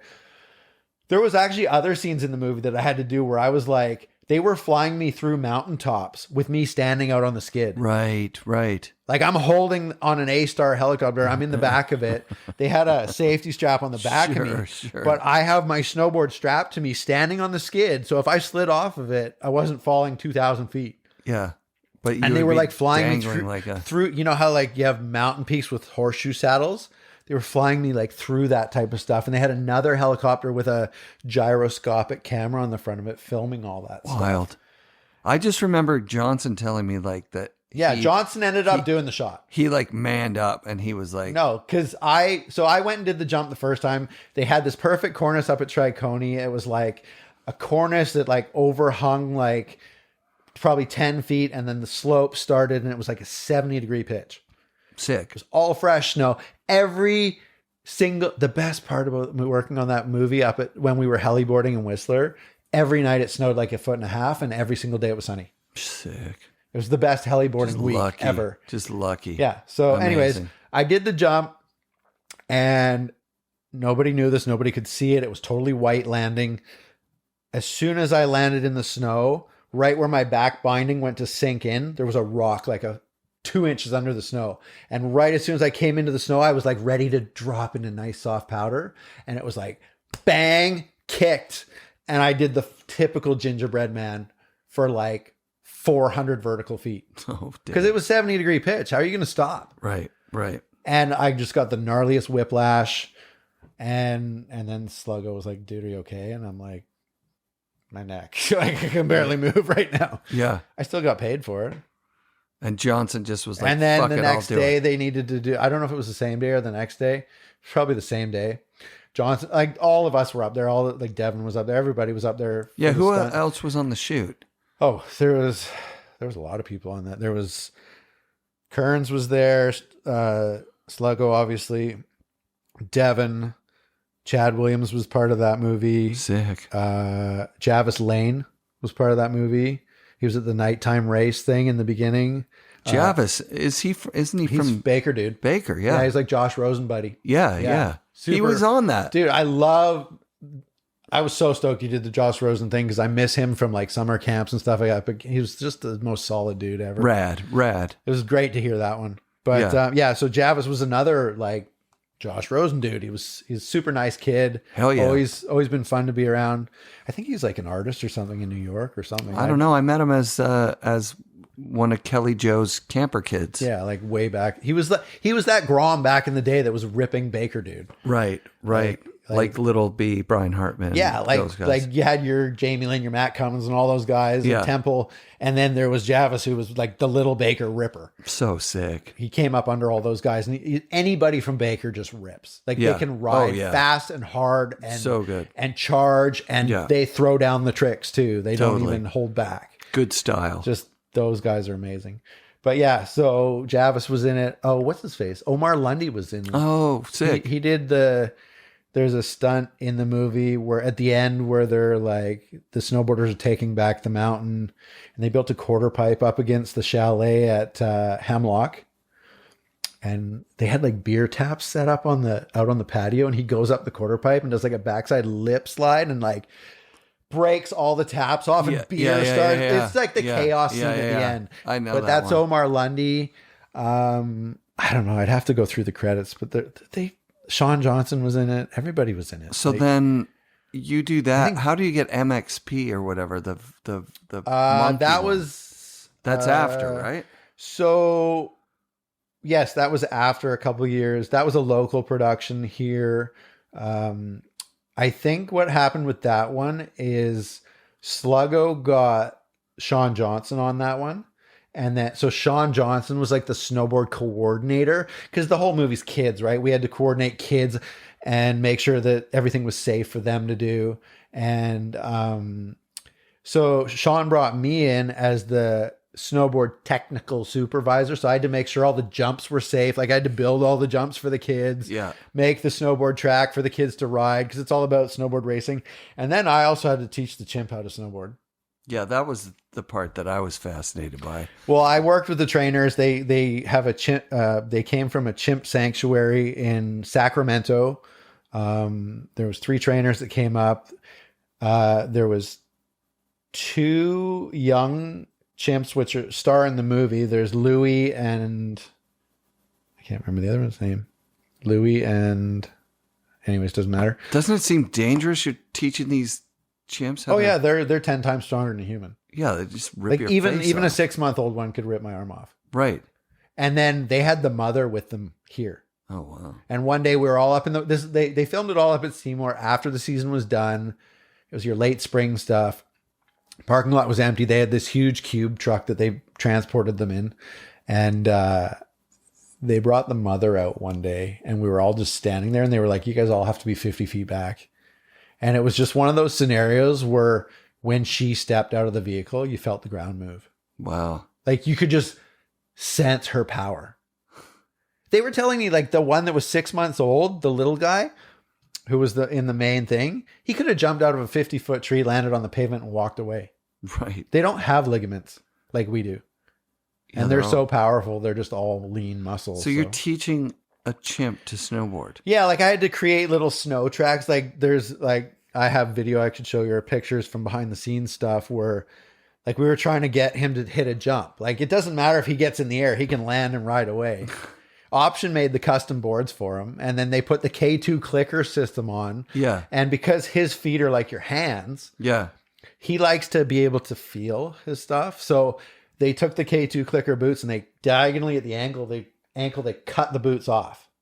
So he would just slide his feet into the boots. Oh, but no way. He couldn't be restricted. So if they wanted to get him out or if he wanted to get out himself, He had to be able to just he would just pull himself out and run eject. away. Yeah. Yeah. But he held himself in. Oh, wow. So like there was some scenes where they tried to get him to ride like a makeshift half pipe that we made. I don't know why they wanted to do that because there was no real half pipe in the movie, but I had to make like a track that you couldn't see that like it was a highway basically that. Yeah. And like we built like we had cones that he knew he had to get around. So we would try to push him with enough speed so he would make it up and get around one. And So did he catch air? yeah, I made him catch air. I dug we made a straight line to a jump and I basically dug a channel that was an inch deep Yeah. and salted the shit out of it. So So that it would go was rock super hard fast. and he couldn't break out of it. Yeah. Yeah. Yeah. It locked him in place and he just went straight. He only got like 3 or 4 feet of air and Still. then landed and rode Was he away. scared as fuck or? No, He didn't give a just shit. did it, and he would get treats right after he did it. So that's how the trainers teach him. So it's wild. a typical kids movie. Like it's made for kids. There's so many. Like I'm in the movie. Sean's in the movie.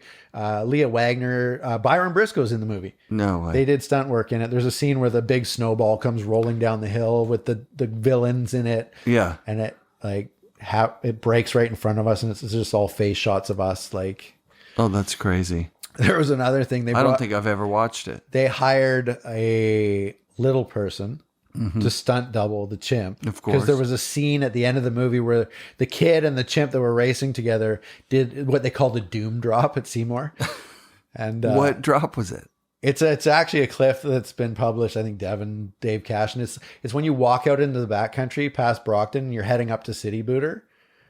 Yep. You get about 500 feet out, and if you turn to your left, there's like a little cliff drop on the backside. Yeah. That's the cliff drop. So they paid like 50 grand for this stunt little person to come up from California. They chartered him up here. He showed up on site, and the director, Robert's like, hey, Jeff, take that guy for a run. I want to know how good he is. Because he said he could snowboard. So he gets his snowboard. I take him over to Lodge Chair. How long does it take you to get down Lodge Chair? 30 seconds? 10 seconds. Like if you straight line it, 10 seconds? Yeah. It took us 45 minutes to get down Lodge Chair. Oh, so he's like a total beginner. He didn't even know how to snowboard. At all. Right, but He you lied. would say that. I would lied lie. to the director. Fuck, 50 grand, I'd lie. So I go back to the director and I'm like, this guy lied, man. He doesn't know how to snowboard. She's like, okay. So we go do the cliff scene. They put him in a chimp outfit. And then they tell me on the side, they're like, just push him off the cliff. 50 G's, man. Just push me off the cliff. I mean, I know what I'm doing. He's a little person. Like his arms can't stop him. They're so small. So I basically pushed him. He landed, hit the snow, and just did the gingerbread man like I did on the helicopter. Right. He couldn't stop himself. Of course he couldn't. But he was okay. He lived. He got the fine. 50 grand. He cashed I don't know if he check. got the 50 grand, but That's fucking awesome. I think they spent the 50 grand getting him up there. Basically, is what. Oh my god! And then he lied and said, and he couldn't even snowboard. So that's amazing. Okay, so now we've gotten through a part of meeting Lee Majors. I remember when you came back, you're like the fucking Bionic Man, dude. I met the fall guy, the fall guy, like the real deal. Yeah. And he's like an A-list Hollywood. So he was an old timer. He was trying to resurrect his career at that point. Sure. And unfortunately, the downfall to Out Cold is a cult classic in the snowboard world now. Yeah. 20 years later. Yeah. The week it came out the week before 9/11 happened in the theaters. Okay. It killed everything. Yeah, of course. So I think that's how it turned into a cult classic because it went into the theaters, but then it didn't really come out. Everything shut down after 9/11. I totally understand. Yeah. So it kind of backfired in that sense. But now, I mean, in all the little snowboard groups I'm on Facebook and stuff, like guys are always talking about it. And I'll be like, oh yeah, I was in that movie. And they perk up and they want to talk about it. And it's fun to talk about it with everybody. Yeah, some people really care about that movie. Yeah, and like, us as all kids partying, whatever, like you go to a party at a house and someone puts on the snowboard movie and it's like, check out this movie. It's like the snowboard hot dog. Yeah. I mean, the snowboarding in it was better than the plot. It was, actually. You guys did a good job. Even like Bjorn Linus was in it. Mm-hmm. Devin killed it. Devin was in his backcountry prime. Yeah. Devin crushed it in that movie. Yeah. And like even Todd Richards was in it. Oh yeah. But he was in a wheelchair. Yeah. That's right. That's right. Whatever. We all played a part, I guess. Yeah. Yeah, that's crazy. It was fun. It was a fun experience. So you were on Invasion at that time. So you knew, who do you know? Like, well, Corey and Shane, I knew. Shane, Corey. Yeah, and they, Chris. Chris Steves was on, and Derek was on at the time. Derek Spencer and Scott were both on. Josh Lees was another guy. Matt Viner. They just had like a good little local crew of guys, and I just, at that time, they were only doing their cap construction snowboards. Right. And I helped work with them to create like these. This is the very first prototype board with sandwich construction. I forgot that they were all cap. They were always cap. Right, because cap came in. Oh yeah. No, look at the logo in the eye. Die cut. Oh no, this is the wrong one. Whoops. Sorry, the other one's the wrong one. The first one. Yeah, look at that. So this is late career Keetley. Oh yeah, with the skids. Nice. I hand cut that out. You cut that. Yeah. And that's the only board in existence. Put it on there. I remember one day my cousin borrowed it off me and he went up to Seymour. Yeah. And people were like harassing him, like, you stole that board. Right. That board? You know whose board that is, right? And he's like, yeah, it's my cousin. So that's crazy. Get that mic back in front of your face. Good. There you go. Yeah, look at your sponsors. You've got Etnies 32 Oakley Etnies. Grenade Glove. Oh, I was on Mission 6 then. M6, that shit was so good. That was when Dez became the team manager. Yeah, Mission 6. I was at a RDS. Do you remember when? How do you have Mission 6 and RDS? RDS wasn't technical. I rode for RDS. It was just the shop. It was my shop sponsor at that point. And you worked at the boardroom. Yeah, that's fucking fun. No, I rode for RDS since when they first opened the shop on 3rd Street. Yeah, like the very first shop. Nice. Yeah, and then I skated with Sluggo and Anthony Hancock at the RDS skate park all the time, skating vert. Right. I remember when that came out. We were at you worked at the shops shortly after that. Mm-hmm. You worked at the shop kind of Invasion days. Yeah. Yeah. Yeah. Jamie Watson got on. Yeah. He had been working full time at Invasion. Yeah. I think Invasion imploded after 3 or 4 years or something. No, they were around for They were around for a good amount of time before I even got on. And then I think they were around after I stopped riding them. Actually, I'm wondering if... No, Rossignol... I think I don't know who was after Invasion. I know who it was. Was it M3? No. It's Atomic. Oh, yes. Atomic came along. Mr. Rob Medill. Yeah. How you doing, Rob? Yeah. That was an interesting... The Invasion years, like, they had money. They were buying ads and shit. They were doing it the way of a, like, normal... They were trying their best. Company. They were trying their It was difficult because the board construction, you know, they had a little higher than industry standard warranty for a couple of years. I don't know if their sales matched their budget.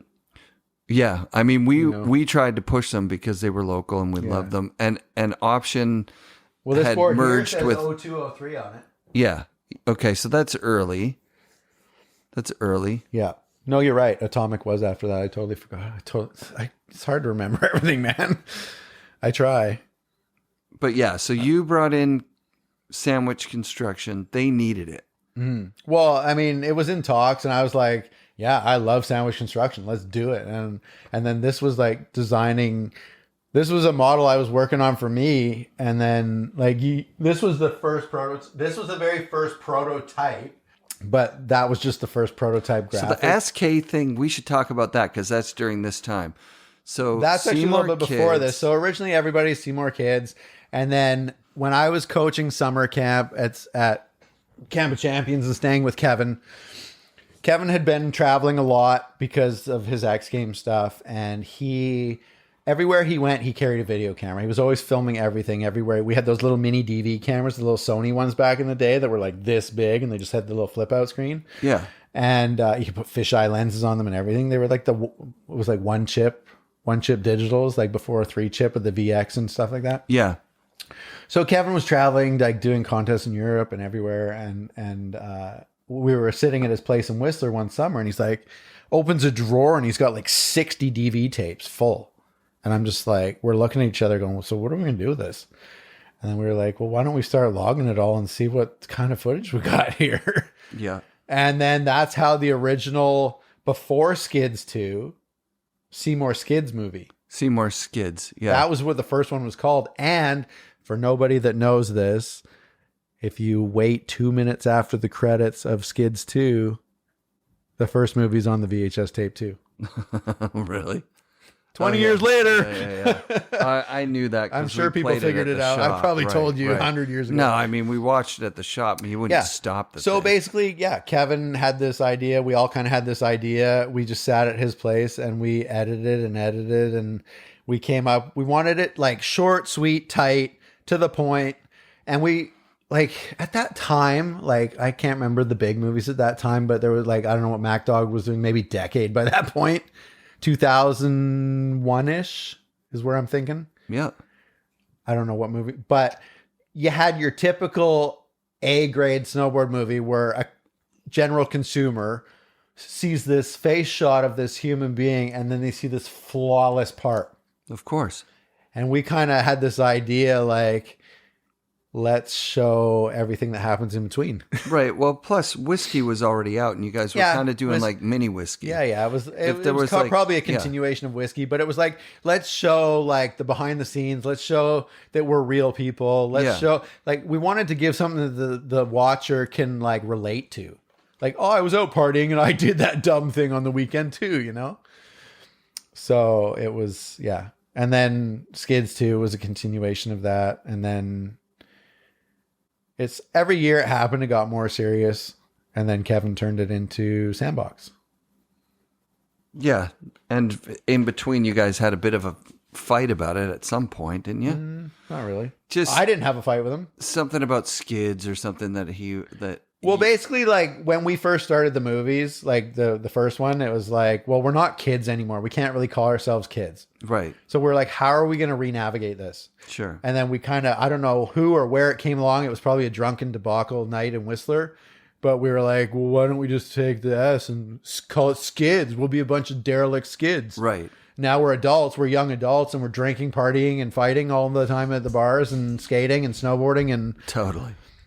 it just fit. Yeah. It just fit.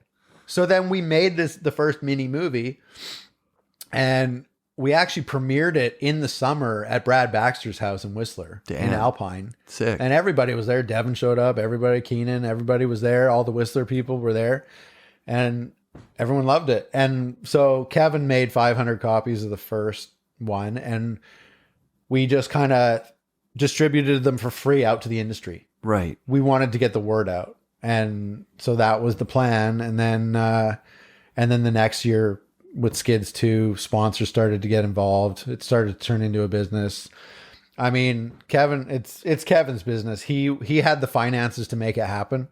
I didn't have the finances to put it in. Keenan didn't have the finances to put it in, but we all had the sweat equity to put in. So we did, and it benefited everybody. So, it was our crew at the time, and, the rest is history. And then eventually it evolved we did 4 of those movies, and then it evolved into Sandbox, and Kevin wanted to make it bigger production. And as everything does, it evolves. And then he got the helmet company going as well. And so he did very well for himself. I'm proud of him for that. Yeah, definitely. Kevin's always been really smart with his money and business, and he knows what he's doing. And he takes care of his friends and all that stuff too, anything that he's ever done, he helps benefit us as well. So yeah, it's that's super rad. So probably during the Skids at some point is when you get on Atomic. Maybe it was right after, actually. No, because in the movie video, I was riding Atomic. Okay. Right at the end, right. I was going through injuries at that time. Skids 2, I broke my kneecap in half. Okay. That's one of the shots in the movie. There's a picture of me just sitting there on a pull-out couch with a cast from my crotch to my ankle. Right. At the beginning of my part, and it's like everybody was always hyped for early season snow and stuff. So like it snowed up Seymour in like October or something. So we all went up there, found a rail, and we put it in by the old mystery chair when it was like closer down to where the lake is. Like the swamp, yeah. Yeah, and we put a rail in down some stairs, but because the snow was so old, it was kind of dead snow. Yeah. And I went to front board down the rail, and when I got on it, I was a little bit off to one side, and it tilted over when I was on it. And right as I started slipping off, but right at the end, I clipped my kneecap on the inside of the end rail. Oh, God. Like the vertical post. Yeah. And it snapped my kneecap right in half. Ugh. Honestly, I didn't even know it was broken. I was like, it hurt. Yeah. I had my knee braces on at the time, but there was no protection in here. Yeah. After that, I found out that they made little kneecaps that you could put in there. Oh, no way. After the fact. Yeah. But anyways. Yeah. Hindsight's 20/20. But and you already had a knee brace at that time. Like you were already like going. Well, no, we were in the era where everybody was blowing their knees because they were learning how to build a jump still. Yeah. And you'd have a flat takeoff to a steep landing, or a steep takeoff to a flat landing, or the knuckles were weird, and people were blowing their knees left, right, and center. Yeah, and ending careers. Right. Like this is when your people like, Risto's going out of the industry. Like just that time, like people were just getting injured and their career was done, And then, so I don't know, Kevin got sponsored by them first, I think. And it was just like, I called them up and I showed them all my stuff. And I was like, I'd love to be an athlete for you guys. And they sent me to one of their offices here in North Van. Yeah. And the woman took like 60 measurements of both my legs. Damn. I still have them. And they built me these carbon fiber titanium knee braces, the CTI 2 knee braces. Unreal. Amazing. Unreal. I've tried to contact them recently. Like, can I just get spare parts so I can I have my knee braces. Yeah. Can I just like get extra padding and new straps and stuff? Like 15 years of wearing those things, the straps are like beat and like they do up, but barely. It's 20 years now. Yeah. Dude. But it's like the other side of the coin too, is like, I don't want my body to rely on it. Because like I never wore them skateboarding. So like my legs would always be strong from skateboarding, and like my ligaments would be strong. I found like if you would wear them all the time for everything, then I think your legs would rely on them. Sure. Yeah. And it might makes sense. It might weaken you in a way. Sure. So I would wear them when I was doing gnarly stuff. Like I was wearing them for the cable thing, and I fell on that cable once, and that cable was rusty and burred. Yeah, and like The Gnarly. one time I fell on it right here, it ripped my snowboard pants right open and it tore into my knee brace. Oh, wow. Because there's like little rusty burrs all over it. Yeah, That board was gnarly. destroyed. Like, Yeah. it was literally cut in half when I was done. Just the amount of cuts in the side of it from sliding. But So I remember Rob Medill had something to do with Atomic early on. he was the team manager. He was like the first rep or something, and then he became the team manager. He was at the shop, Yeah, he was. and then he left to move back east. Yeah, but Was that a job opportunity? Why he went back? It was Atomic. Like, you would know better than you were the manager at the It time. was Atomic. He left to go back Atomic. for Atomic, and then he was trying to build a team. But he became like the international team manager. Yeah, because that was all they had at that. Yeah. They didn't have regionals. Yeah, remember their offering was like what were they? Those boards. The Atomic Hatchet. The Hatchet. That was the jib board. They had the Alibi, which was more like a directional. They had a wide board. I know Matt Beardmore rode for them. He was like their top dude. Yeah. Matt Beardmore, Rob loved Matt Beardmore. And then like Matt Beardmore, JF 410 got on. Dennis Bannock was on. I was on there, yeah. Those hatchets were cheap, but they were good. They were like good. their jib rail board. But that's what it was. We couldn't stop selling them. No, I know. They were so they were price point too. They were dirt cheap. They were super $2.99 or cheap. something like that. Like, and they were so sick so for what you got. yeah. And then the Alibi was like more like $4.99 or something. It was like more expensive. The biggest problem that they had with the majority of their boards was they had the hole pattern wrong. It was set way too far back. Oh, Like on an Alibi, I couldn't even get a centered stance. right. I had to like T-nut them to get a centered stance. God damn, that's crazy. Yeah, like it was that bad. And Yeah, I'm like, Atomic was like the ski company that came in last. Like Yeah. dead last. and they tried to go of all crossing out. over. They Yeah. tried to go all out, but it was. They did all right for a few years. All They black had no problem boards. giving you lots of product. I'll tell you that much. All black boards. And I think the first year I rode for them, I had about 29 snowboards. was that kind of your last sponsor? Was that like you sort of retire from that or what? Yeah, I mean, after that, like Kevin started White Gold, Yeah. and I just rode his White Gold boards because Johnny Hugh was designing them, and they were a sick shape, Yeah.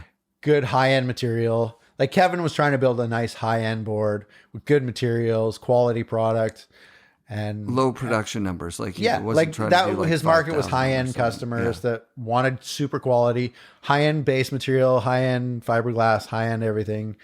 And they are beautiful boards. They ride amazing. Johnny, the shape's perfect. Yeah, I rode those for a long time. And is that when you did your camp? What was your camp? I did foundation snowboard camps up at Seymour. Foundation snowboard Yep. camps. And it was like a Lego block logo. Yeah. I did that like from like 2007 to 2009. Okay.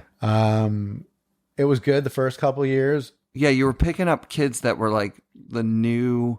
Well, the basis of my camp was kind of like Camp of Champions, but for a winter camp. So it was like kids that can already snowboard really good and they want to take it to that next level. They want to be a pro. So I was trying to help them bridge that gap because they were talented, but they didn't know how to get into the industry. So I was trying to teach them, you got to film and you got to do contests and just all the stuff that goes behind it that sponsors want to see for you to be an athlete to promote them, And like Jed Archibald was a little ripper kid. He was like 13 and he was so talented. And I got him involved with Jay Hilton for ride. Sick. Jay started giving him ride stuff. And then I got him hooked up with Derek Height when Derek Height was doing Oakley.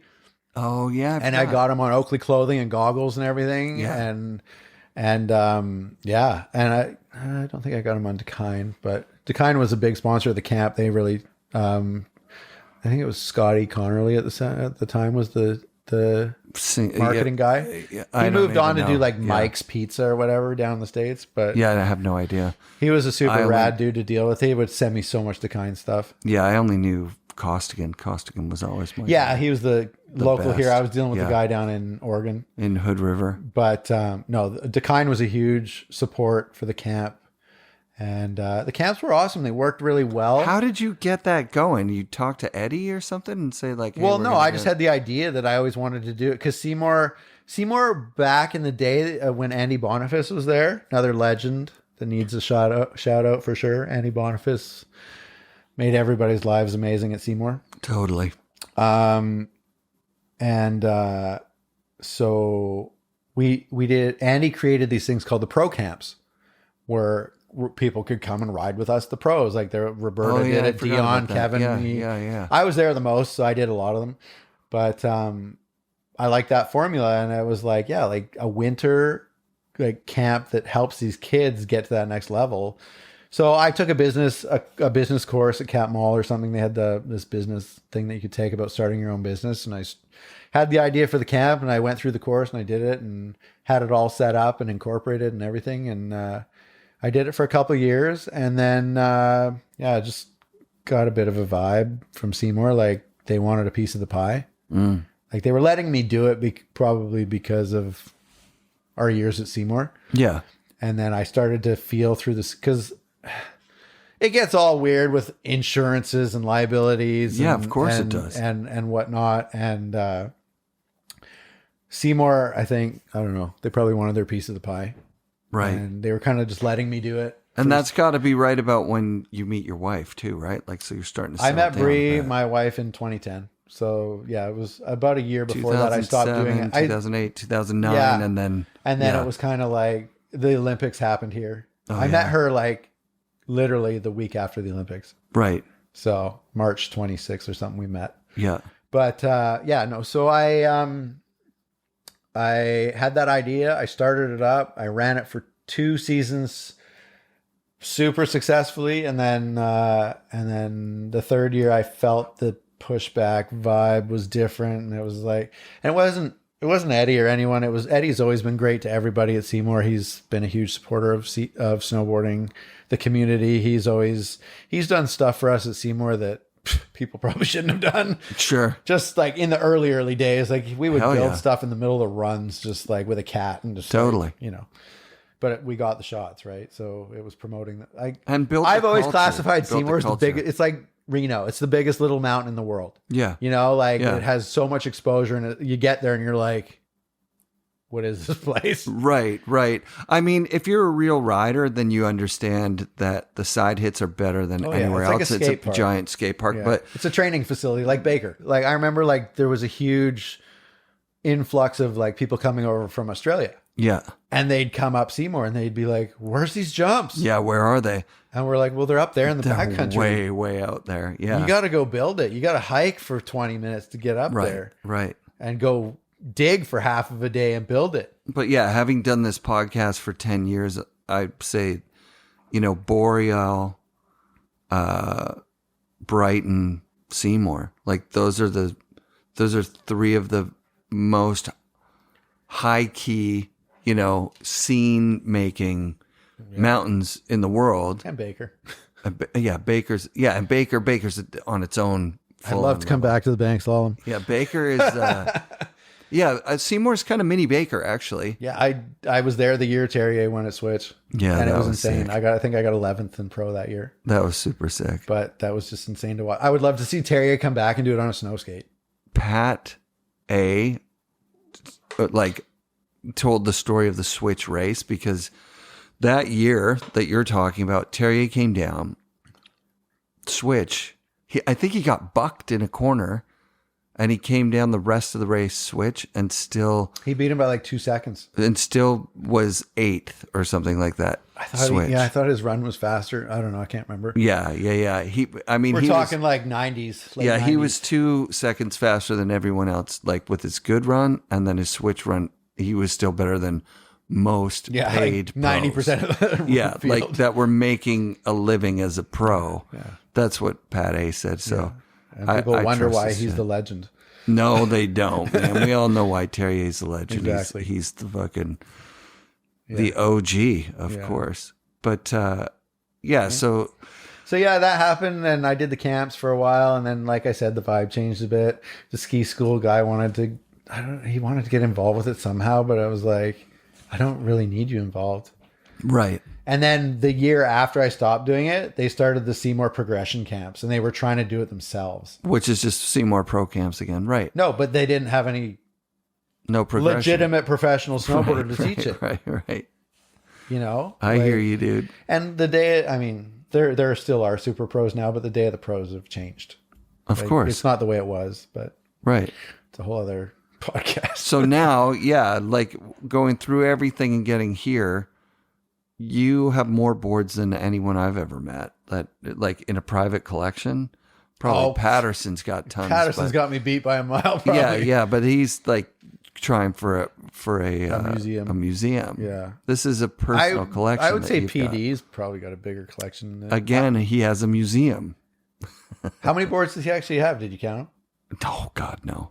But he had hundreds. I think I've got like, I don't even know if I should say it on camera. Yeah, they're gonna come and raid your place. No, they're not even here anymore. Yeah, but you had to put 75 in storage. You were saying, or something? there's probably 120.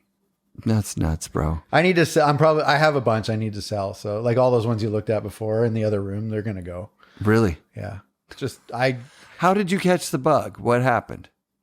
What was the first one where you're like, fuck, you know what? I'm going to get myself It was a Craig Kelly, that purple one in the middle. Oh, you wanted dude, I found No, one it was that. I saw it on Craigslist and someone was selling it for like $100. Yeah. I didn't spend my family finances to do this. Right. Like as how everyone can have a side hustle. It was like, I would go on Facebook Marketplace or Craigslist and I would see someone selling a board that I knew was worth something. Yeah. For $10 or $20. Exactly. So I would buy it. Yeah. And then I found all these snowboard groups on Facebook. Vintage Snowboard Trader, New yeah. Snowboard Trader, Snowboard Trader. Yeah. Board Vault, all the top ones. And so I became a member of them. And I had a lot of knowledge, obviously, from where I come from. Yeah. So, I would chit chat with people. I would give people knowledge. I would share things. I would talk with them, part of the community. And yeah, like I just started, like if I found a board cheap here, I would, buy it and then I would sell it through the groups and make some money. And then I would take that money and turn it around and buy another board that was worth it. And it just slowly grew. Yeah. The pot grows over time. And then, and then I started finding boards like, oh man, like I want that one in my collection. Like the Derek Scott one with the Iron Maiden graphic. Yeah. I found that one in Japan. It's sick. And it's like brand new. I don't even think there's been bindings put on it. I don't see. And to find a luxury board that looks brand new, has never touched snow, that's 30 years old. Yeah, man. Is kind of a gem. And I think that spray can luxury was actually Derek's. It looks like, yeah. And I didn't get it from Derek. Oh, wild. I got it from a thrift store down in Vancouver for $20. Nice, dude. But the thing is, the session sticker was Kevin. The dragon was Kevin. That's Bakota foot stomp pads. Yeah, yeah. Shout out Kevin Bakota. Yeah, yeah. Hell yeah. And yeah, it screams, and it's Goofy stance, which is... There's Goofy. Yeah. I know it's got both on it, but I got it at the thrift store. Yeah. So, but Derek definitely wrote a stance set back like that. Yeah. And so that makes sense. I would put money on that's Derek's board, or That's one of rad. Derek's boards that he could have sold. So rad. But yeah, so, and then like I said, what's your favorite one that you found? Oh God, probably the Craig Kelly out of the barnyard find in Saskatchewan. Yeah, and then because I wasn't expecting it to be a prototype. And you were saying you've sent it off to JG to get some I sent sort of pictures idea. to this guy Alex Pinter, who is a photographer for Burton. Yeah, and he does board vault. Yeah, and then he talks to JG. When JG left Burton, someone had to unload his JG's collection. Oh wow, such a good dude. JG hooked me up like through most of my snowboard career. He was sending me bindings all the time. Really? Yeah, like when I rode for Sims, that link binding that you were talking about. Yeah, like at the beginning of that link binding, it was shit. It was horrible, and it was in my contract that I had to ride their bindings. And I'm like, fuck. I would try them. The straps hurt like hell. Yeah. They didn't have everything clicking right, so I would ride Burton bindings. But then I would go on a team trip and I'd forget, and I had Burton bindings on my board, and Scott would be like, what the fuck are you doing with Burton bindings on your board? You're under contract for the link binding. Right. And I'm like, then make a fucking binding that's great. Copy this. It's not rocket science. But it was a constant battle, but I just rode what felt good. What are you going to do? Ride shitty stuff? Like, I remember when you and I think Kevin as well, I'm not sure, but had those fucking skybacks, and you guys were trying to get the carbon fiber skyback. Jesus. With Dan Too Muck. much. Too fucking much. Those Skybacks were insanity. You know what the funny thing is I think I have them in the garage right now. Jeff Martino just gave me a pair of original Skybacks. Oh, wow. They're shorter than regular highbacks now. What? Really? I have them in I have them. Skybacks Real original team Skybacks. The team Skybacks. are shorter than regular highbacks right now?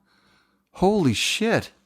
Because I was like, wow, I want to see some. Because he posted on Facebook like that he was selling them for like $20, and I'm like, messaged him. I'm like, dude, I'll take those. He's like, if you're gonna take them, you can have them. Just have them. Yeah, Sick. But Martino's awesome. Oh, it was just good to see Jeff Martino. I haven't seen him in so long, and he's always been a good dude in the industry. He helps so many people. Totally. Price. I can't friggin' wax my board enough for it to be properly fast. And I don't even have a job. I need a wax guy. You want to wax all my shit? I got it all set up right there. I can't. I just. I don't need have time for I it. need Matt Cummins to send me a bunch of 1Ball J. All right. We'll work on that. And We'll set up the Keetley Pro Wax I seminars can over do it in there. about 15 minutes. Yeah. Yeah. I usually wax my board right before I go up the mountain. Took me 45 minutes to wax my board the other day. You know what? I just wax And and I hot didn't even scrape. scrape it, dude. I just wax and hot scrape. I didn't even hot scrape. I got a roto brush and everything. I just like, Oh my God, I want that. Okay.